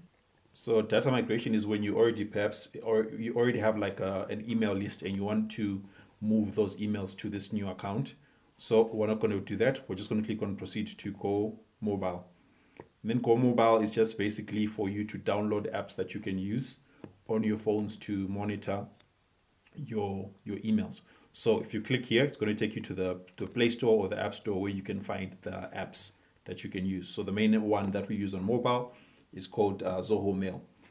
But anyway, I'm going to click on proceed to setup completion. And then your setup is complete. And then as you can see, it says check out your inbox. I'm just going to click on check out my inbox. Then as you can see, this is what my inbox is going to look like. Whenever someone sends me an email, it will come here to my inbox. Already they are now giving me like just a welcome message and a short tutorial on how to use the platform, but I'm going to click on skip. You can use it yourself so that you can just familiarize yourself with it. And here's another one here, but I'm just going to click on skip. And so it just works like any other email: inbox, outbox, drafts, templates, spam, you name it. So in order to just access this, you just simply go to zohomail.com, as you can see here. And then if you are maybe using a new account or something, it's going to ask you to sign in. But since I'm already signed in here, access to Zoho Mail, then it's going to bring me to my inbox where we are already at over there. And let's say, for example, you want to just maybe go back to admin and add more emails like I showed you earlier on. You're just going to come here where it says my profile, click on my profile, and then you can click on says admin console. And then you're going to basically have all those options that we had earlier on when we were setting this up. For example, if you want to add more people, I just click on users, and this is where I can add more users. But now let's just test this to make sure that it's actually working. So what I'm going to do is I'm just going to write there new email and then send it to my other email address, marshall@yourvarsity.com. Subject testing. We are live. That's the message. And then I'm just going to say send. As you can see, it says message sent. And then when I log into my email address, the one that I normally use for everything, as you can see right here, there is the email marshall@marshallmalava.live.com. And I just received that email. It says we are live. In other words, it's working. So I'm also just going to reply and say, yes, it's working. I'm just going to send that reply back. Then I'm just going to go back to that account. As you can see, there's currently 2 emails here from Zoho, and then there comes the email from Marshall. So it's working 100%. Now that our emails are working, what we then need to do is that we need to assign the emails that will be sending out emails in our autoresponder in Creator HQ. So what you just want to do is that come back here where it says emails and automations. Then we're just going to click on settings. And if you remember earlier on, we set up our domain and it was pending, but as you can see now it's verified because it now has propagated. But anyway, that's not what we're focusing on. We want to click here where it says brand details. And then here you're going to fill in the details, just simply entering your company name, your company address, default sender name, default email, default system email. So I'm just going to fill this in quickly. I'm going to add my name, I'm going to add my address. And then for default sender name, that's where I put my name. And then default email, this is where I put the new email that I've created. So it's going to be marshall@marshallmalava.live.com, right? Then there's default system email. This is the default email address used for system emails, e.g. e-commerce emails. So I can go ahead and use the same one that I just set up, or if I want, like earlier on, I said that you can create other emails like maybe support or info or reply to, but I'm just going to use mine as the default for now. Then once I'm done, I'm just going to click on save. Okay, so now we are at the fun part where we're talking about how to actually get clients. What can you do to get your first client? What I'm going to do is that I'm going to share with you different ways that you can use to find clients. What I'm going to do is that in each different way, I'm going to break it down into a short video. Then you just can go through all the videos and then you can choose which method you want to start with or which one you want to focus on the most. I'm also going to put some links to some different YouTube videos and resources that I think will help you to be able to know how to find clients, how to reach out to them, talk to them, and get people to actually sign up to work with you, and then you build their platforms. So the first thing that you want to do is that you want to reach out to local businesses and get them on as clients. And the way that you're going to do that is, firstly, you're going to choose a niche. You're going to focus on one niche. Well, this works for any type of niche. By niche, I mean like maybe you can work with lawyers, you can work with accountants, you can work with restaurants, you can work with online stores. But for this particular one, you want to choose one niche first. And then what you then do after you've decided on your niche, you then come here to Creator HQ and you look for templates for that particular niche. For example, I've just clicked here and I've come to the restaurant niche. And as you can see, here are different templates that if I just click on them, I'll be able to build a whole website using the template that has already been created. I don't have to do much here. I just simply need to come in and edit. Like here, say where it says restaurant, I can put the logo, I can change the menu options if I want. I can change the pictures, whatever. I can change the prices. And so this is what I'm going to be focusing on.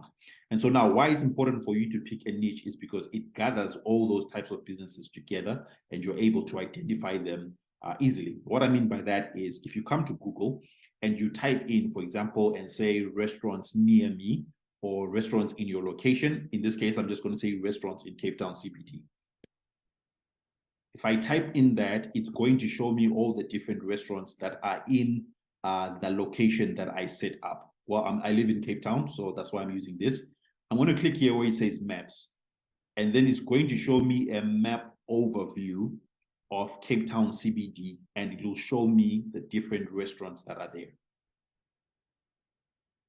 So as you can see, just by going through this, I'm able to see all the different restaurants that are in the Cape Town CBD. So the way that you're going to be finding clients is, firstly, you're just going to go through all these different ones. And firstly, you're going to identify the ones that don't have a website. Number two, you're going to identify the ones that maybe they have got a website, but the website is terrible. It hasn't been updated in a long time. That gives you an indicator of that these are people that I might be able to reach out to. So like if I just click on this one first, if I then check here, I'll be able to see if they have got a website or not. I can just need to come here and just scroll and look and see if there is a website. So here's the website link here. I'm just going to click on that. It's going to open here. And then this is their website. So I'll just go through the website and check, okay, is this a nice website? Is this a cool website? Can I make some changes here? Can I update this? If there's nothing that I find that I can add of value to these people, I'll just leave it alone and I'll go to the next one. Maybe let me just come to this one. It's called Tomo Restaurant. I'll click on it and we see what comes up there. Okay. I will then come here and search and see if they have got a website. I'm seeing this link here. I can click on that. And we see what pops up. And as you can see, this seems to be the website. As you can see, there's not much happening here, not much activity. There's just the option for the menu. And can you see I'm trying to click on it? Nothing is happening there. So this might be an opportunity for me to actually reach out to these guys and offer my services. Compare this website that you are seeing here to these templates that I've just shown you, right?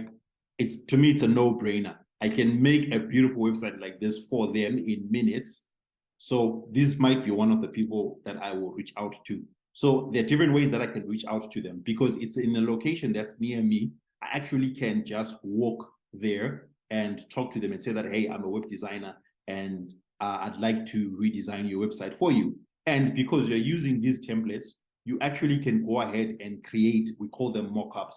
You create a website for them. You just come in here, you change the logo here, maybe just change it to their colors, make it nice and beautiful, and show that you actually put time and effort into it. So that now when you go and approach them, you're actually approaching them with their full functional website, right? And then if they like it and they love it and they say, no, this is something that we actually want, they're then going to sign up. Depending on how much you're actually going to be charging them, they'll be able to pay, and then you're able to set up all this for them. So as you can see here, these guys definitely need some touch-ups. They definitely need help with their website.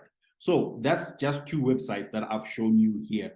What you're going to be doing is that you're going to be going through all this list here because there are going to be hundreds and hundreds of different companies that will pop up here. Some of them have got websites that are good and excellent. You can leave them alone. Some of them have got websites that need work, like I just showed you that on the last one right now. Then some of them, when you click, you realize that there is no website.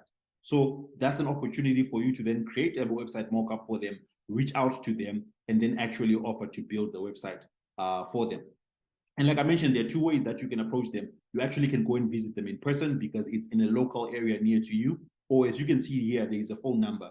You can actually give them a call and talk to them, set up an appointment and tell them that this is what you want to do. But also, there's also the option for social media there. It's another option. If you click there, it's going to open up their Facebook page. You also can reach out to them. So depending on what you're comfortable to do, you just simply do that. And that's how you're going to be getting your clients. And one more thing that I just want to mention is when you are building websites, don't only focus on just creating a nice looking website, but you also want to make sure that it's a functional website. What I mean by functional website is like, can you see here on this template here? It says book now. So a lot of times, like especially for restaurants, when people go onto the website, first thing that maybe they're asking for is the menu. There must be some way where people can access and see the menu and maybe even download it. And maybe also there's an option where people want to make a booking. They're saying that, okay, your restaurant looks nice. I want to come at 6 p.m. later on. Can I make a booking? There must be that option for people to make that booking. So maybe right there at the top, you want to put, like, can you see it says call? You want to put a button that if someone clicks on it, they're able to call the restaurant directly without them having to copy the number, but just by clicking the button, they on their mobile phone, automatically it leads to the dialer and it just dials and they're able to call. Or maybe the other option is for them to, when they click on book now, it opens up a WhatsApp chat, right? And then automatically the business owner automatically gets a WhatsApp message. Someone is asking about the menu, someone is wanting to make a booking. They're able to get that information there and then. A lot of the websites that you will find are just static websites, meaning that there is no interaction. People can't get feedback. This guy who owns this website, maybe like people will tell him, I went to your website and I tried to make a booking, I couldn't make a booking. He won't get the information or he won't know when customers are trying to reach out to him and are trying to maybe just get a booking or find out some information about their website. But if you make it a website whereby people are able to send send messages instantly, that provides more value to the business owner because they're able to know and see that, okay, these are people who are actually going to a website and I'm able to help them. So yeah, those are some of the things. There are many other things that you maybe also want to include. For example, maybe just putting an option for people to sign up for the newsletter. These are different things that help businesses to keep in contact with their clients. It's important for people to sign up for maybe like a newsletter or create something that is of value to them. It's important for that, so that in those days, like maybe when business is not doing so well, because you've collected someone's email or you connected their phone number, you are able to make promotions and say, hey, we are doing 40% off today if you come between 12 o'clock and 2 p.m., right? You're able to create those different promotions. So that's what I mean by creating a functional website. And if you just do this, this is going to be the first and one of the best ways that you actually can start getting clients super fast. So summary, you're going to identify a niche, right? In this case, we talked about the restaurants. Then once you've identified that niche, you go to Google and type in that niche near me. You go to Google Maps and you look for the different businesses. Look for the ones that need websites, the ones that need website upgrades.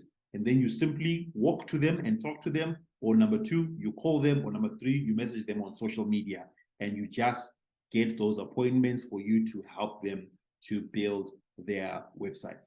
Now that you've got your own website with your portfolio on your website and you've chosen your niche, the next step is for you to start finding clients. Now, there are so many different ways that you can approach finding clients. In fact, I'll need to make lots of different videos to talk about the different methods of finding clients. But I'm just going to show you 3 different ideas of how you can find clients. The first one is to use your current contacts. You might think, but I don't have any contacts that want to do business with me. But you might just be surprised that you might actually know people who actually need website design. So what you're going to do is that you're going to come up with your own message that looks like something like this. You're going to say, hey, so-and-so meaning their name, obviously. I'm excited to let you know that I have just started my own website design business and I'm looking to help. Then mention the type of people that you want to help or maybe the niche that you want to focus on. I am looking to help, mention the type of business, and then mention what the website design is going to help them to achieve. For example, I'm looking to help law firms to gain more customers by building a website that will allow people to book calls, see schedule of when the lawyers are available, and also create awareness in the local environment that this law firm exists and where people can actually come to visit the lawyers. Then you continue to say, if you know anyone who might be interested in this, please reply to me and let me know. Now you can tweak this any way that you want, but after you've come up with your own message, what you're going to do is that you're going to reach out to every single one of your contacts who is of legal age, and you're just going to simply send them this message. Now, that means that you're going to be sending to your contacts on WhatsApp. You're going to be sending to your contacts on your social media platforms like Facebook, like Instagram, like Twitter. Simply go to your contact section and just send the message to everyone. You can also go into your Gmail account. Maybe you had a Gmail or whatever service provider you use for your emails. You've been using it for 5 years and you have emailed back and forth with so many different people. Your job is simply to send the email to them. Now, the nice part about this method is that some of these people actually know you, and they might not know that you will run a business or have done business with you, but because they've got some form of a relationship with you, some of them might be willing to give you a chance. Now, what will then happen is that some of these people are going to ignore you and say absolutely nothing. That's normal and it happens. It's okay. But then some of these people might actually do what you're saying, and then they'll forward your message to someone that they know might actually need a website. If they do that, it might also be a good idea to include your contact details in that message that they are forwarding. And then thirdly, some of these people might actually be someone who needs the website. So though you're asking them, do you know someone might just say, yes, actually, I do need a website. And then you can then start talking to them from that point. So don't be shy. Just simply send out the message and you'll be shocked that you might actually just get your first customer by doing that. And another thing that you can do, which is similar to what I just explained, is that you can actually do the whole same process for all your social media profiles. For example, let's say that you use Facebook a lot. You can simply make an announcement on your Facebook. Just make a post and say the same words, but then you just change them a bit just to make sense for Facebook. You're going to be letting people know that, hey, I've started my own website design business, and then tell them like the types of people that you want to work with, and then tell them that if you know anyone who needs help with this, I'll be available and ready to help. They can just leave you a comment or they can just send you a DM. So you can do the same thing on Facebook. You can do the same thing on your status on WhatsApp. You can do the same thing on your Instagram. Whatever social media platform you like to use, make sure that you're just posting that message. And the whole idea is that you are trying to get people to actually see this new thing that you are doing, and then some of them will reach out to you and actually ask you for help. Now, because a lot of these people are your friends and family members, a lot of them will not be your ideal client, but it's just a way for you to find your first client, right? They might refer you to that one person who might actually need your services. Now, while you're doing this process, the next two questions you probably have are, how much am I going to be charging for my website design services? And secondly, what exactly am I going to be offering in these services? Make sure that you check out these videos next that will give you answers to those questions. In today's video, let's talk about how you can get unlimited clients by creating content on social media. Now, I don't know if you've noticed, but more and more people are creating content on a daily basis.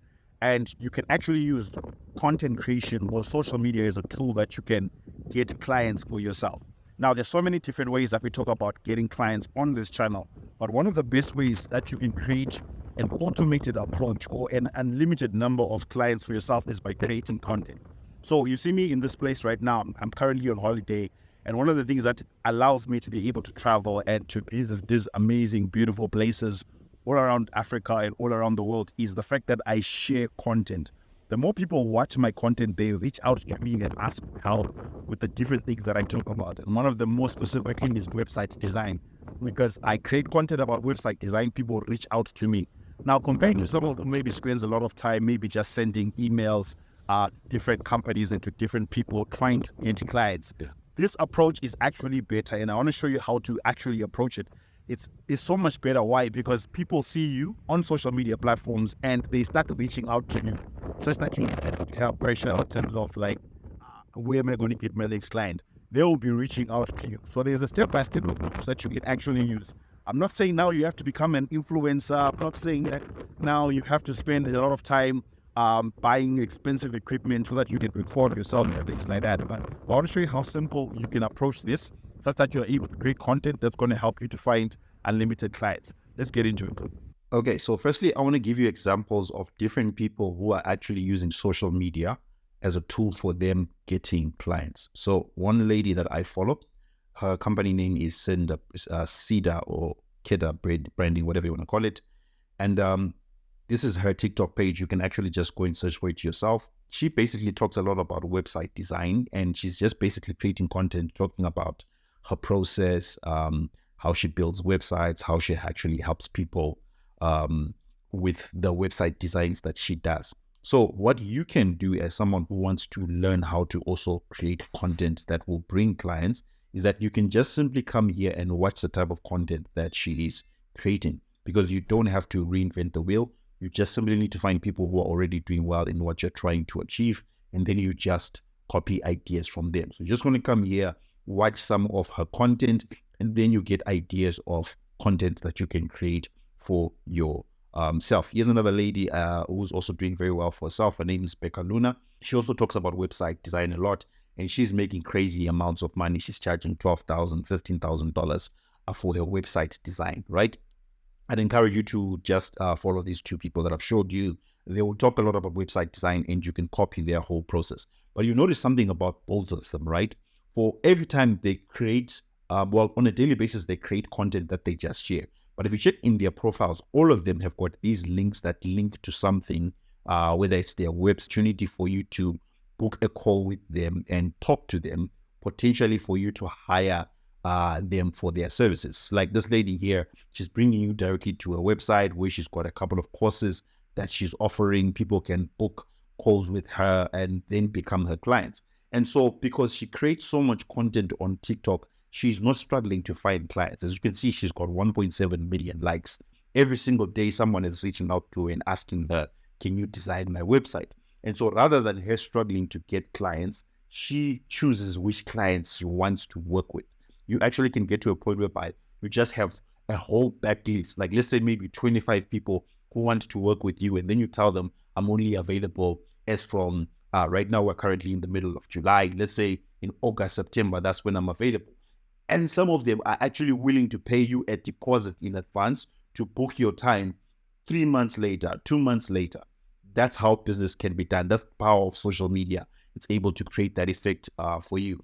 Back to this lady again. So notice she also has got a link there that when people click on that link, and they can go and find the different things that she's offering. She's also offering like some course programs. She's also offering like one-on-one consultation that people can come and get with her.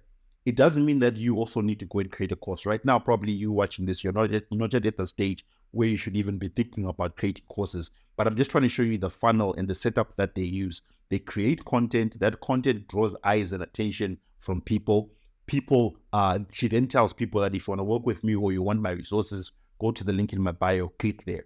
And also on their content, people are always asking questions, right? You check out like there's lots of comments. Like let's say this video here has got 25,000 views. If you just go to the video, you notice that people are leaving lots of comments. She's answering the questions that people are asking, right? And some of those people are becoming clients. Some of those people are just asking for advice. She's giving free advice, but she's positioning herself as someone who actually knows what she is doing, and she's the right person to work with. And maybe you're feeling like, okay, I'm not good at video content. I'm not good at putting myself in front of a camera. Another tool that you can also use is like Twitter, or it's now known as X. Here's another guy who's also started out as a website designer, but now he talks mostly about freelancing. His name is Mike. Follow him a lot. He's got some really great content. It'd be good for you to actually follow him.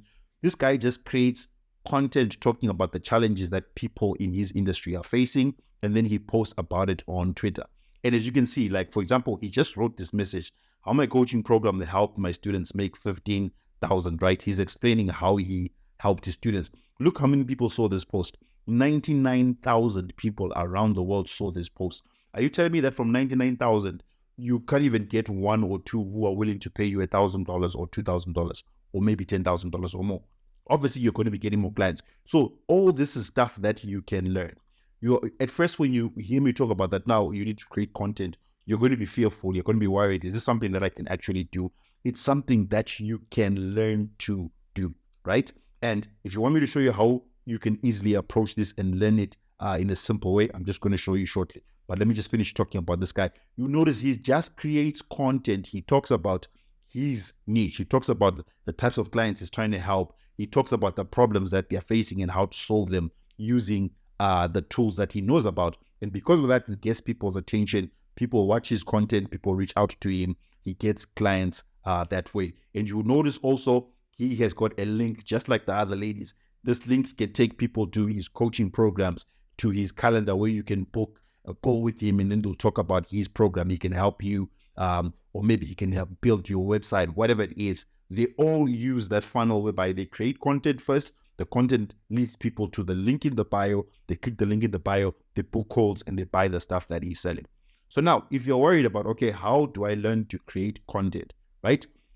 ChatGPT is your best friend. You can just simply come and ask ChatGPT, give me 20 ideas of content I can create for TikTok to talk about my website design service, right? Obviously, I made some spelling mistakes there, but ChatGPT knows what I'm trying to say, right? It's going to give me ideas of content that I can create. All you simply need to do is just follow, right? Now, let's just say, okay, it's going to give me, what did I ask for? 20 ideas. Let me just pick one of these website design tips, right? While it's typing there, I'm going to copy website design tips. Give me 3 scripts of website design tips I can talk about. They should be less than 60 seconds. Script number 1, the importance of mobile-friendly design. All I just need to do is read the script and say what ChatGPT is telling me to say. Hey TikTok, it's Marshall from Creator HQ, and today I want to talk about having a mobile-friendly website. Did you know that over half of web traffic comes from mobile devices? If your site isn't optimized for mobile, you could be losing a ton of potential clients. Make sure your website is responsive, meaning it automatically adjusts to fit any screen size. Test your site on different devices to ensure everything looks great and functions properly. Don't let a poorly designed mobile sites drive away your audience. Follow for more website design tips. I just read that and I already have a script. So now all I do is I put my phone there in front of me and I say out what I just read. And one secret that a lot of people don't know about creating video content, most people think that content creators just talk at the camera at one go because they know everything and they're just so confident. A lot of times we make mistakes. So in this video, I'm not making any mistakes. I'm just recording it once because I'm looking at my screen and I'm just describing what I'm seeing. But sometimes when you want to use, like, let's say a script like this, you forget, you can say this first part first, but then you forget what comes next. So what you do is that you look at this first part and then you say it out and then you pause and you look at your notes again and then you continue. And then what you do is that you use video editing software, whether it's going to be on your phone or on your laptop, to then edit those videos, right? And remove the gaps, remove the mistakes that you make. And because definitely you're going to make mistakes, and definitely you're going to be saying, especially when it's your first times, and definitely you're going to make mistakes and feel like, nah, this is not for me. It's for you. You need to do it. You get better the more you do it. Right. So I've just shown you here the secret hack, that the best way for you to actually get content ideas. There's the first script. Here's the second script. There's the third script. And did you see, I asked it earlier on for 20 ideas and I just went to one of them. I said, website design tips, give me 3. It's already given me 3. So if I say 3 for all of these 20, 3 by 20, that's what, 60. Those are 60 different videos that you can create. I have got the scripts already and it's been less than 10 minutes of me sharing this video. I've already shown you how to create 60 different videos. So the only excuse that you have is that you are lazy and you don't want to do the work. That's the only reason why you will find yourself failing to do this. If you don't want to do video content, you can do the same thing for Twitter, right? See this guy, he's using the exact same approach. You can change what I said there about TikTok and say for Twitter, right? There's somewhere where I wrote 20 ideas for TikTok. I can change this to Twitter. And it's going to type out all this that I just wrote. Like there, wait was this. You can make these threads. Take this exact, make it a thread. Take this next one, make it a thread. Next, and you post on Twitter. And you're going to be getting people to see your content, get to know you as someone who creates content that they can trust. And then they're going to start reaching out to you. Let me know your thoughts in the comment section. If you've got any questions, let me know. And I'll just do my best to answer hoping that you can get started with this and it's going to help you to grow with website design. One of the first questions you need to answer when you start your website design agency journey is, how much are you going to be charging for your website design services? Now, this can be a very tricky question, especially if you have never done this before. Firstly, you don't want to overcharge such that you are now chasing customers away. For example, you're charging $5,000, reaching out to new startup businesses. They have an intention of making money, but at the start, they might not have that amount of money to pay you for your website design. Also, you don't want to charge too cheap. For example, I've seen people charging as low as $100. It can make sense to charge that amount when you're starting out, but the problem is that it's not money that can actually give you the financial freedom that you're seeking out as a website design business owner, right? But then also at the same time, you don't want to undercharge yourself and reach out to clients that have got huge budgets, and then you're charging them, for example, let's say $1,000 for a website, and yet they've got a $25,000 budget for building their website and their marketing. To them, they will just feel like you are too cheap and you don't know what you are doing. So you need to find a workaround that works for you, that allows you to be able to reach out to clients, give them your prices, and they will be willing to actually pay you the amount of money that you want. So the first thing that you're going to need to do is that you're going to need to calculate how much it's going to cost you actually to build a website. And so the way that we do that is by going to the Creator HQ website, and we're just going to click on plans and pricing so that we can get an understanding of how much does it cost us to actually build a website. Now you notice that there are two plans there. There's a yearly plan, and then there's a monthly plan. And then of course there are these different packages, but I'm just going to be working with the lowest one, which is $39 per month if you're paying for the whole year. But if the person is paying month to month, they're going to be paying $49 per month. So what I'd recommend that you do is that you take this figure of $39 per month, and then you just go to a calculator, and then you calculate and say $39 times 12 months. And then that's the amount of money that is going to cost you to have a website running on Creator HQ for the whole year, $468. Now, depending on which country you are in, especially most of the people that watch my content, you are based in South Africa, you might want to calculate this 468, then maybe just say in rands, $468 in rands like this, so that you can get the average amount of money that someone has to pay for the website to be running for the whole year, right? That's 8,506 rands. But I'm just going to keep talking in dollars because I understand we're all from different countries. So it's $468 that we got here to keep the website simply running. So when you are charging, you should not charge less than $468 because that's the minimum for the website to be running. And then what I'd normally do myself is that I would double that amount, and I'd come up to maybe about a round figure of $1,000 for me to build a website for my clients. That way I know that the figure or the platform is covered, but then also I'm making a bit of profit. In some cases, there are some people who might say that it's a bit expensive for them, especially if you're targeting people that are just startups and they don't yet have money. That's when I will give them the option to say that, okay, maybe I'll build the website for slightly less, and maybe just say as a beginner, I'm charging $300 to build the website, but then they need to pay the $49 per month monthly fee to keep the website running.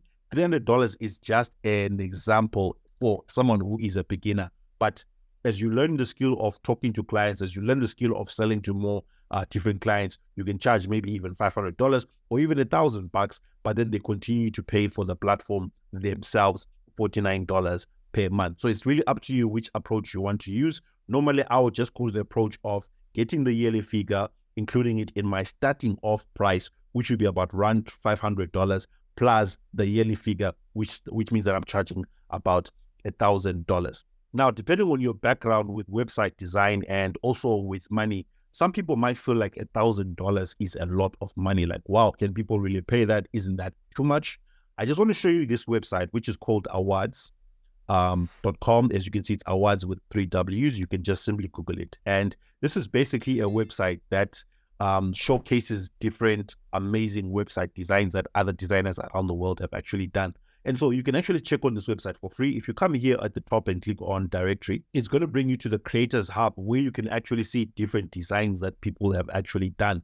So I'm going to click here on category, and then I'm going to scroll down until I get to web design, which means that everything that's going to follow under here is website design.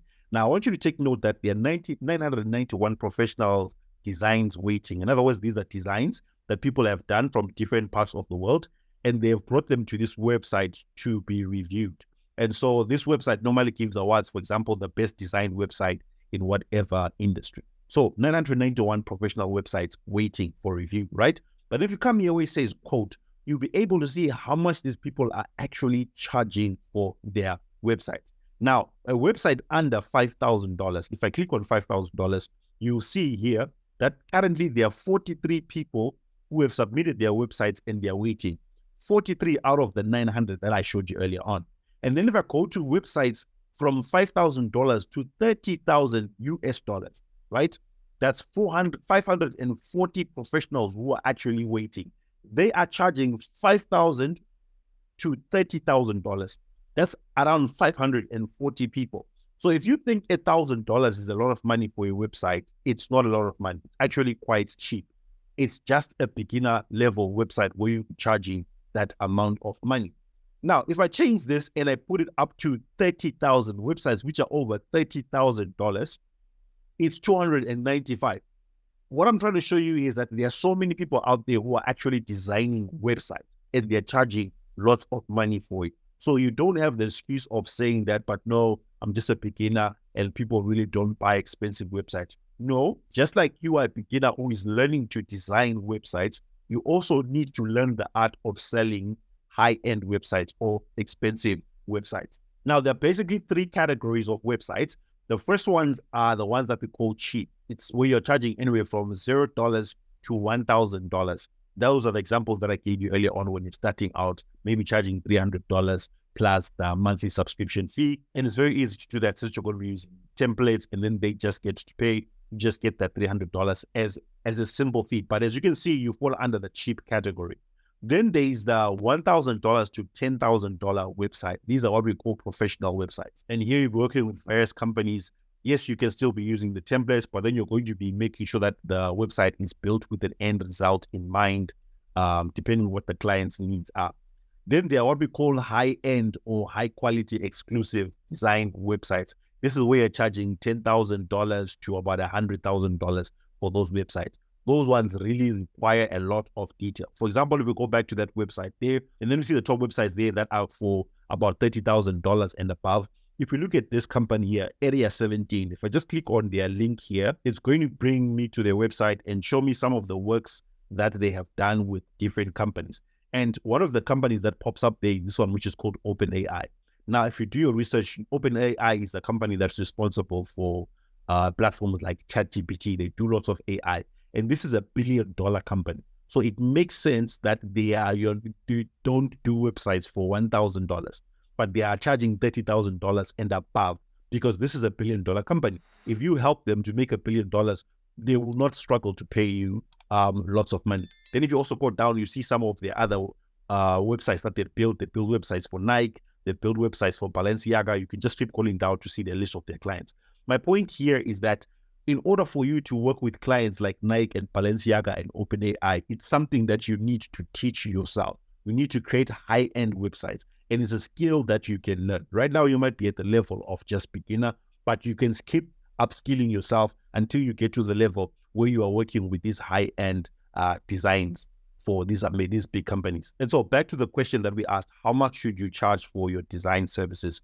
The answer is there is no correct answer to this. You are just going to have to do your research and come up with the figure that makes the most sense to you. Starting off with the basic amount that you need to charge for hosting the website, which should be on Creator HQ. And then from there, you start choosing how much you're going to be earning above that. But I just want to give you a few guidelines that you can also follow that will help you in your planning. The first one is that you need to set your minimum rate, which you are willing to accept. So minimum rate is how much does it cost for the platform to run? Then number two, how much am I willing to charge as a minimum? For me, it's that $1,000, and then I can start charging from above that. The second thing that you can also do is look at the industry standards. You can simply do a Google search and search for website design agencies or website design companies in your area, or you can do it in a very specific location. For example, I just started off by saying near me, and then what I'll do is I'm just going to scroll down and see all these different websites and how much they're actually charging.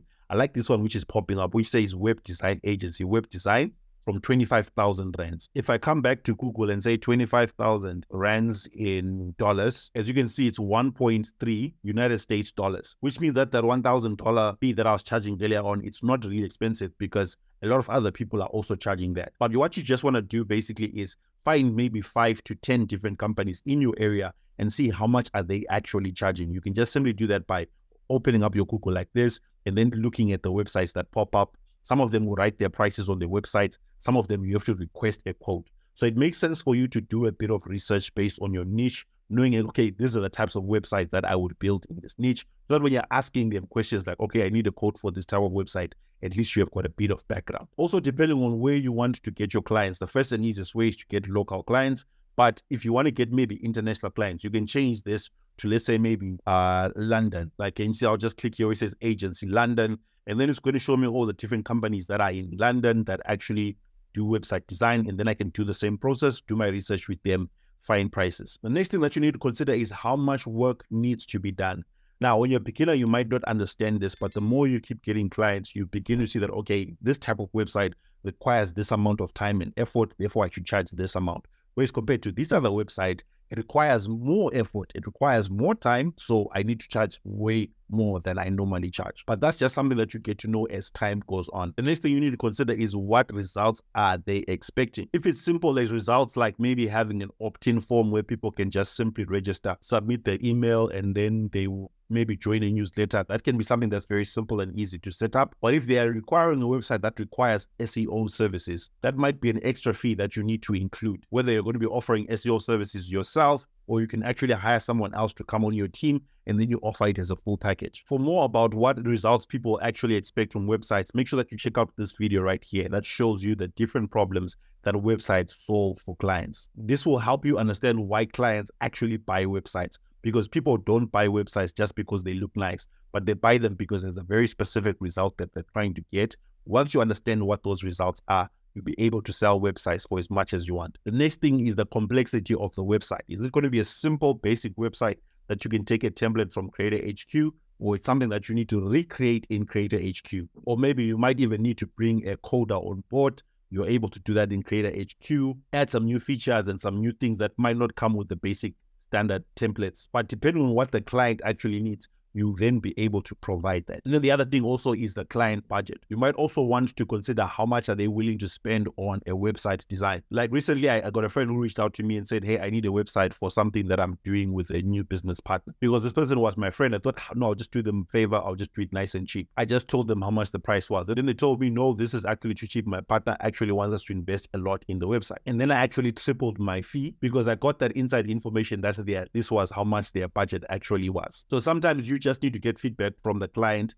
on how much they're willing to spend for the website before you actually give them a fixed price. So normally what I'll do is someone will ask me, how much do you charge for your website design? I know my minimum rate, which I'm willing to accept if I'm trying to be cheap. I start from about $1,000 if I know that this is like maybe a sole entrepreneur. But then I go on to say that I would need to have a conversation with you further to understand your business needs so that I can give you a more accurate quote. So now this helps me because at least it shows me if they think $1,000 is too much money, I really won't bother wasting my time with them. But if they say, okay, cool, let's talk about it, it shows me that, okay, there's actually room for me to find out more about their business and then give them a quote further down the line. So now in that conversation that I have with them, that's where I can also ask them about their client budget. I can ask them a series of questions that will let me know about the complexity, what work needs to be done in the website. And then I can then give them a quote based on the information that they give me. So definitely you need to have a conversation with the client and ask them what work they need to do before you can give them a final quote, which will be the amount of money that they're going to be paying. So now if you're worried about, okay, how exactly do I have that conversation with the client? What questions should I ask them? What are we going to be talking about?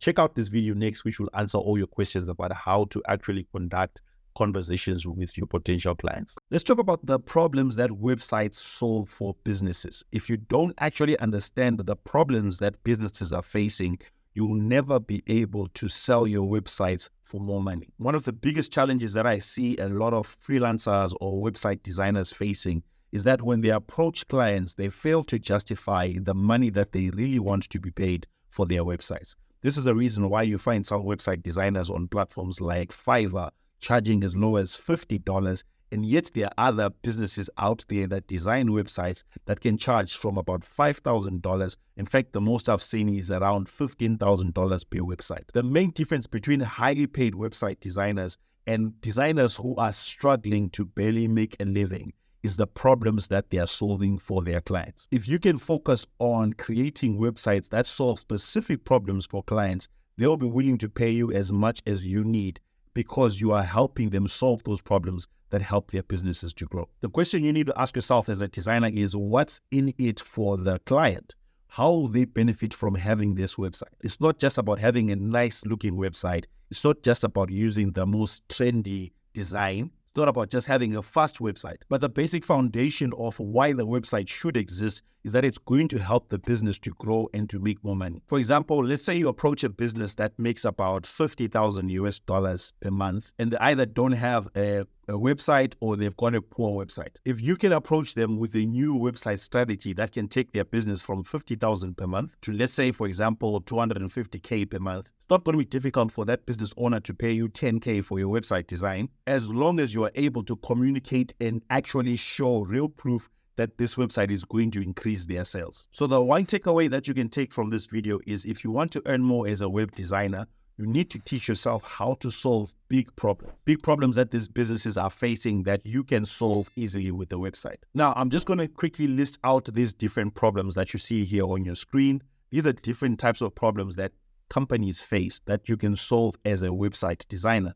Now, this is not a complete list for every single niche. In fact, I'm going to show you shortly how you can find the problems that you can solve as a designer for your different niches. But as you can see, these are some of the challenges that companies face. For example, customers can't find us online, right? A website actually helps businesses to be found online. Customers don't understand how we are different from the next business. For example, some people might say to you, why should I use your website design service, and yet I can go ahead and just use AI and AI will make a website for me? Having a clearly defined website can show the difference and the advantages of working with you as compared to maybe looking for a cheaper freelancer on a freelance platform or using AI. The other one is customers don't trust. One of the ways that you can build trust for a business is by actually showing testimonials of previous clients who have been happy with the work. And you can put those testimonials on a website. It can be in text form, it can be in video form, it can be reviews, as long as you are showing things that will help customers to trust that business. Customers can't buy online from us. You need to be able to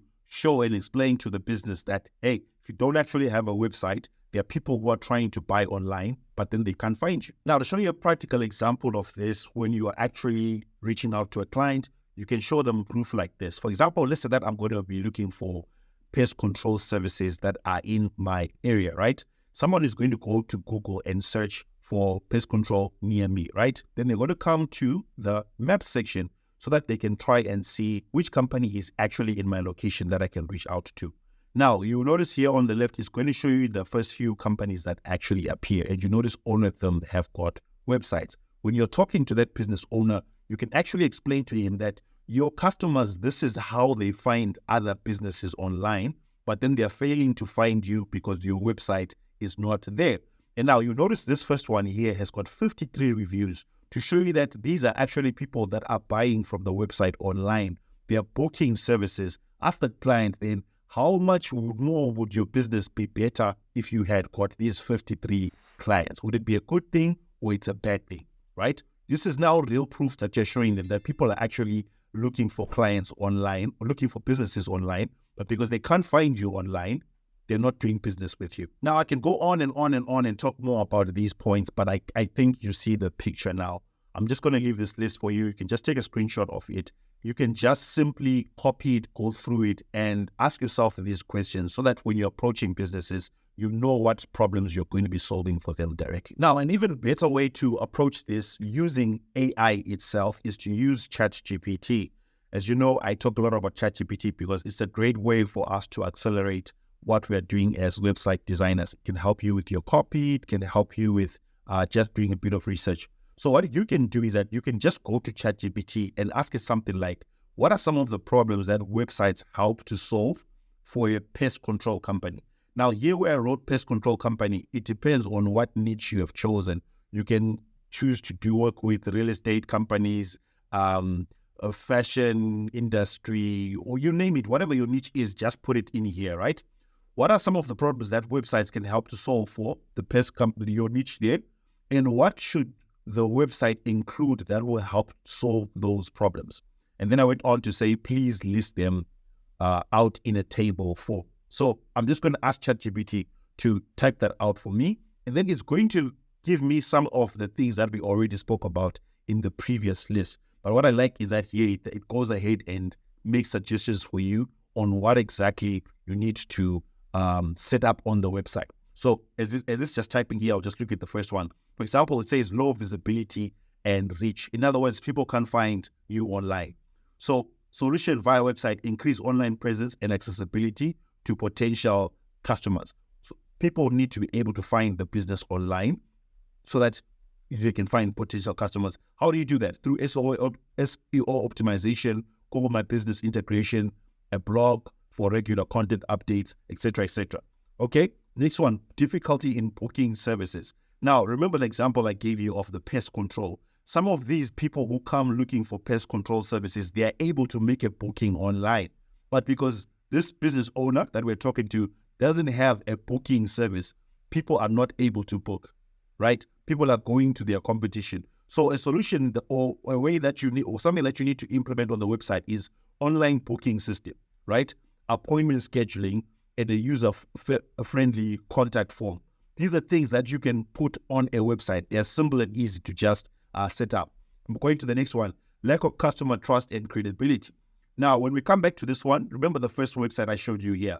This one has got 53 reviews and 4.9 stars. So if we just click on those stars, they were actually able to just go and click like here where it says reviews. We're able to get these reviews. Like, can you see? You can just simply copy these reviews. I can take a screenshot of this and put it on the website, right? So that when people go to the website and they see that these are actual people who have been using this website or have been using this company, they are more likely to trust that company. So you helping these businesses to get reviews online means that people will be able to trust them more and more. But now I think you're getting the picture. So this is what you need to do. Just go and ask ChatGPT.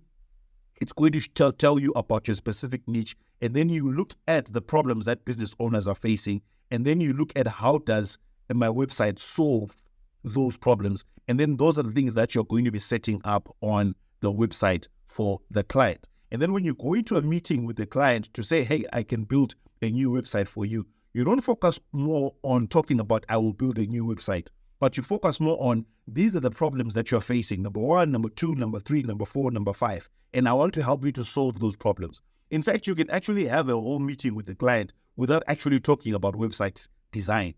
Your website design is going to be the tool you're going to use to solve their problems. But you focus more on talking about the problems that they need to be solved. And then they will be willing to pay you the money that you're asking for because you're helping them to solve problems. Another great thing that you can also do is the more and more you talk about, the more and more you talk with these different clients. That's why I keep emphasizing that it's important for you to have a niche. The more you talk to these clients, you begin to recognize that they all say the same thing until you get to a point whereby you now know, you're now an expert that when it comes to this type of niche, these are the challenges that they're always facing. And this is what I need to set up on a website so that they don't have those problems. So when you approach website design that way, you'll always be able to charge the amount of money that you want. Remember, don't focus on the shiny stuff of it's a fast website, it's a nice looking website. Focus only on the value that you will be producing. What problems are you going to be solving? How are you going to help the business to make more money? How are you going to help the business to get better? You might also be interested in checking out this video right here, which will show you how to create your own checklist of things that you need to do in order to create the perfect website. In this video, I'm going to show you how to conduct a strategy call or a sales call with your potential clients. Now, these calls are very important because they present an opportunity for you to meet up with the client online. You present yourself as an expert, you ask them different questions so that you can understand the challenges that they're facing in their business, and then you can pitch your services to them. Now, normally you don't need to do a call if you're charging something like $100 or $150, those low ticket prices. But if you're charging $1,000 or more, normally clients will want to at least know who they're going to be giving their money to. They want to kind of experience you so that they know, like, and trust you, trusting that you are the type of person who actually can help them to deliver what you are promising. So this call is just designed to help you to get that opportunity to present them to them and then pitch to them. So normally I like to start off with the pre-meeting checklist, and these are things that you just need to make sure that they are in place. Firstly, prospect must be qualified. You want to make sure that you're not dealing with $100 clients and yet you're trying to sell $1,000 services. And a simple, easy way to make sure that is done in your call booking page, where people actually book a call with you. Make sure that you mention something like, this is how much your services begin from, so that you can get a measure of whether people are willing to pay that or they're not. And in fact, I'll talk about it in another future video on how to actually set up your call booking page.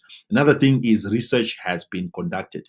In other words, before you get on a call with a client, you actually want to do some research to find out, okay, what do they do in their business? Who are their target clients? Who are their competitors? How are other competitors out there reaching out and getting clients from a website, so that you can have knowledge and understanding? Look presentable. You don't want to get onto a call and then maybe you are having some beers, there are beers in the background, maybe you're scruffily dressed. You don't have to be dressed up formally, but you just want to be presentable such that your attire or your background doesn't disqualify you. And then have tools to present screenshots. In other words, you have to be willing to make a presentation, like it can be a slide deck, can be a Google document like I'm using here, or anything that just is presentable for you to present the facts that you're going to be talking about. And then lastly, you want to be psyched up. You don't want to be boring. You don't want to be dead. You don't want to sound like you are scared.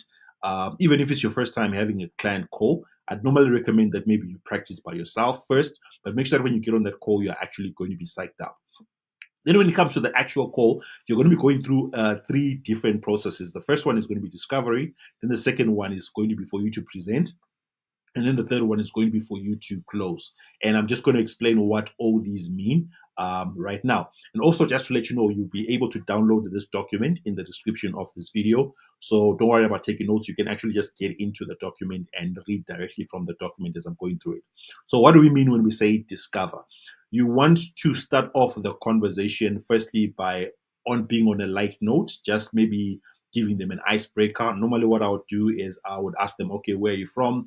And then I find something nice to talk about. Like if someone tells me that they're from England, I ask them, oh, what's your favorite team? My team is Manchester United. Please don't tell me you support Liverpool. Just something funny as an icebreaker.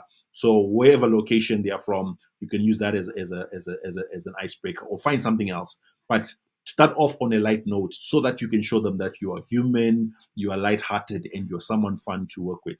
And then from there, and then here I just give you a couple of different examples of that.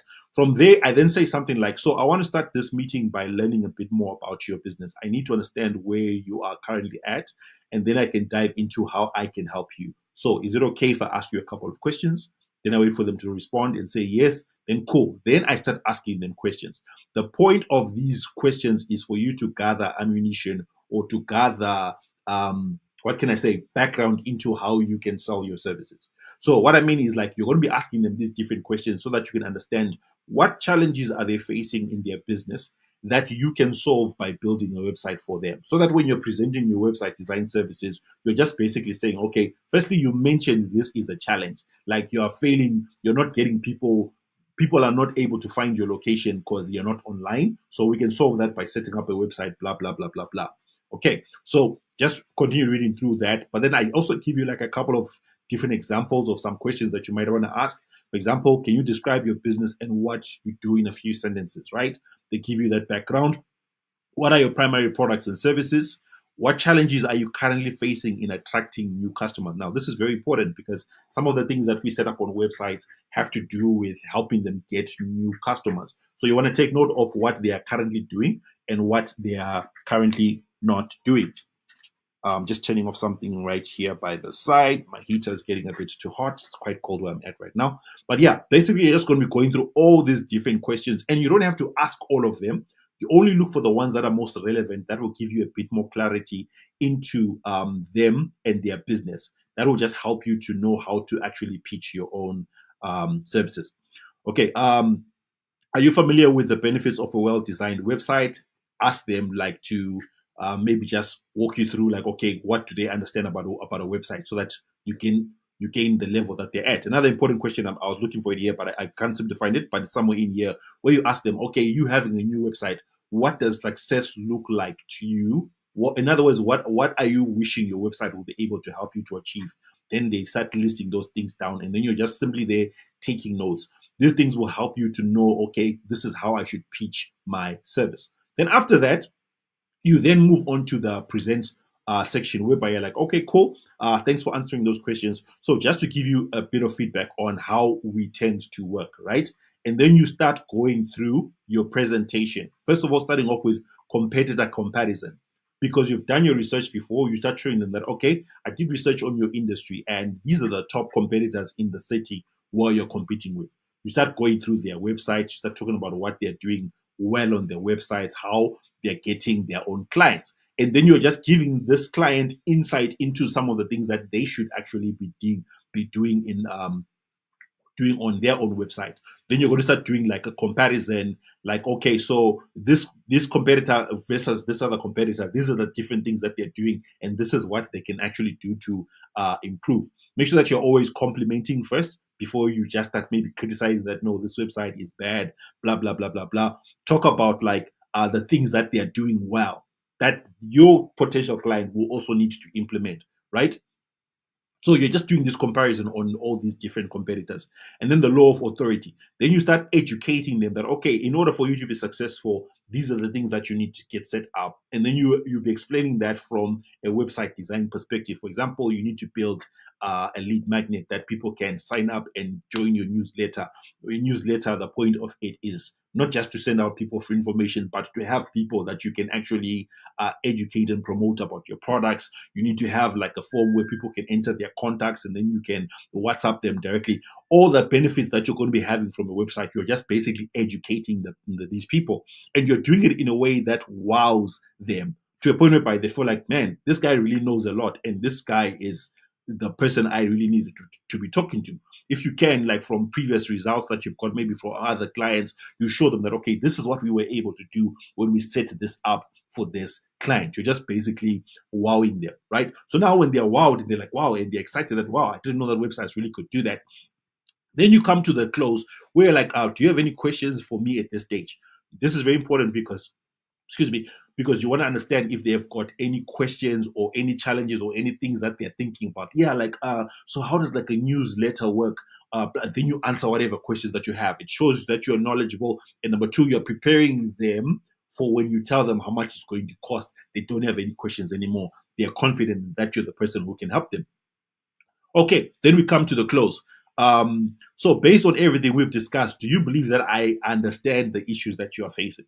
Right? Then you wait for a response. Yeah, it sounds like you really understand this whole thing. Do you think that I have the skills to help you solve these issues? Yeah, definitely. Okay, shall we proceed to the next step? This is just like a way of transitioning. What I would normally say, maybe that's a bit shorter than this, is like, okay, based on everything that we have spoken about, I work with clients who are just like you, and I help them to achieve. I mentioned the outcome that I help them to achieve. Would you be interested in seeing what it would look like to work with me if I was to help you with this?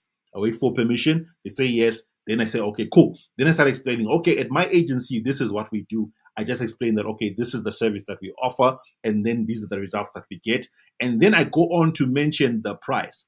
That, okay, so our service costs, and I mention the cost. Let's say maybe I say that this is going to cost us $3,500 to be able to build your website like this. Once I've said that, I just keep quiet, right? I go quiet, and then I look at them and I wait for a response. Why is this important? Because you want to be, first of all, confident in the price that you are offering your clients. Number two, you want to wait and see their response. Are they okay with paying that, or are they the people who are going to start complaining about the price and maybe they're looking for a cheaper price? If you allow yourself to just be quiet and let them respond, three things happen. Number one, oh, the price is 3.5. Okay, cool. That's good. I was thinking it's going to cost a bit more. It tells you that next time you need to increase your prices. But anyway, cool. You then can immediately sign them up for that 3.5, and hey, you now got your client. Number two, maybe they start saying, okay, Okay, well, I'll think about it and then I'll get back to you. Normally, when someone says, I'll think about it and I'll get back to you, it's not necessarily that they don't have the money. Sometimes it's because you did not clarify enough on something. So they've got some questions in their mind, or they've got some objections that you need to handle. In fact, I'm going to do another video very soon, and I'll just put it up here when it's now ready. But it's going to be about how to handle the different objections that people have. So you need to then figure out, okay, where you're saying that you are going to get back to me later. Is there a question that you might have? Because as you are thinking about it, the only person who can answer those questions directly is me, as I've shown you that I know this stuff very well. So this will be the best time for you to ask. Then you're just trying to get them to tell you, okay, what's the real issue? What's the real question that they have in their heads, so that you can answer it and then come back to, okay, so are you ready to proceed with the 3.5? And then we move forward. Okay, then the third type of response that you might get is they might openly tell you that, hey, man, that's just very expensive and I can't afford it. There are two ways that you can approach this. Number one, you can just end the call and say, no, that's fine, no problem. Wish you all the best. Or maybe refer them to someone else who might be cheaper or something. That's option one. Number two, option two might be, okay, you're saying that it's a bit pricey. Is it because you don't have the money upfront to pay it like that? What about if we broke it down into different payment installments? You keep quiet and let them respond. Okay, yeah, that sounds better. What do you have in mind? Okay, cool. We've got two options. We've got two options of you can pay half down now and then the other half after a month, or we can do 3 payments, and this is how much you're going to pay first, then second, and then third month. Then we pay it over 3 months. But because it's over 3 months, the price is going to be slightly a bit above. You understand what I'm talking about? Like, then you just increase it a bit, but dividing it by 3. Wait for the response. If they are happy with one of those options, you immediately take payment and then they go. If they're still negotiating on those different payments, they want you to bring it down, you know that definitely, okay, that's not the best client for you to work with at that time. But yes, we'll talk about more about pricing and stuff like that in other future videos. So then, if now the person says, okay, cool, let's get on with it, I am ready, what I'd normally recommend that you do is that you, on that call, you then send them either the invoice directly on the call or the link, depending on whatever payment processor you're going to be using, and they make the payment right there or the call. Why is it that important? Because sometimes people get distracted. If they say, okay, I'll make the payment later, you might have to wait 2 or 3 days and send them a reminder. Then something has come up. And then, hey, by that time, maybe someone else has reached out to them and offered them the same service at a cheaper price. So sometimes it's good for you to just say, that, okay, cool. Do you mind if I just send you the invoice now? Then we do it so that I can also be able to send you the email immediately with all the stuff that I would need to get started, right? Just say it in a way that makes them understand that, okay, this is a bit urgent and we can do it now. Don't try and force it. But if you can get them to sign up now, you do it. So in other words, that means that you need to be prepared. What's the payment provider you're going to be using? Or is it invoices? Or how are you going to be doing that? It would be preferably you just send them a link. They click on it. They enter their details. Payment is made and it's just done. Simple as that. And that's what we call the onboarding process, which I'm also going to talk about in a future video. So just make sure that you look out for that. Some things that you need to consider and look into when you're preparing for this call. Know which tools you need to use. The first one is Zoom or Google Meetup. These are tools that you can use for video calls. Avoid using the phone directly because firstly, it can be very costly. But secondly, you want people to have the experience of actually looking at you and talking to you, right? It's easier to sell on a video call than it is on a direct call where they can't see you, right? When you see each other directly, it's just by far better. Number 2, PowerPoint or Google Sheets. In other words, just something that you can use for presenting. You can actually create a nice presentation, save it as a PDF, and just be going through it like I'm just doing here. I'm just using the Google Doc. You can use a PowerPoint. It doesn't matter, but just make sure that the presentation looks good. Have a pen and paper to take notes by the side. And then behavioral recommendations, don't speak monotone. Monotone means that you sound boring. You sound like you really don't want to be here, like you are scared. Don't talk like that. Use hand gestures when you are speaking, right? Normal human beings talk like this. Robots talk like this. You don't see any expression and they just talk directly like this. Don't be a robot, right? Speak with passion and really listen to your potential customer. In other words, as much as sometimes website design can get boring, be excited about it. be excited about their business. Wow, you're running a pet store. Wow, that's so cool. Like, one of my favorite puppies is the blah, blah, blah, but I don't really know much about puppies. Maybe you can tell me more about it later on, and maybe I could become a customer. Who knows? But be sure that you are actually passionate about this thing that you're talking about, your website design services and the service that they are actually offering. And the last one is smile and have fun with it. Make sure that this is something that you actually enjoy doing. Look at this business as a game, right? When you're playing games, you're not angry, you're not serious, but you're having fun, enjoying it, right? So treat it like a game, smile, have fun with it, enjoy the conversation. Think of it like going on a date, right? You are there to enjoy the food, right? And also enjoy the person that you're maybe just meeting for the first time. Have fun with it, and you find that way you get better results. If you've got any questions, let me know in the comment section below. But also look out for the next videos that are also going to help you more with website design. See you in the next video.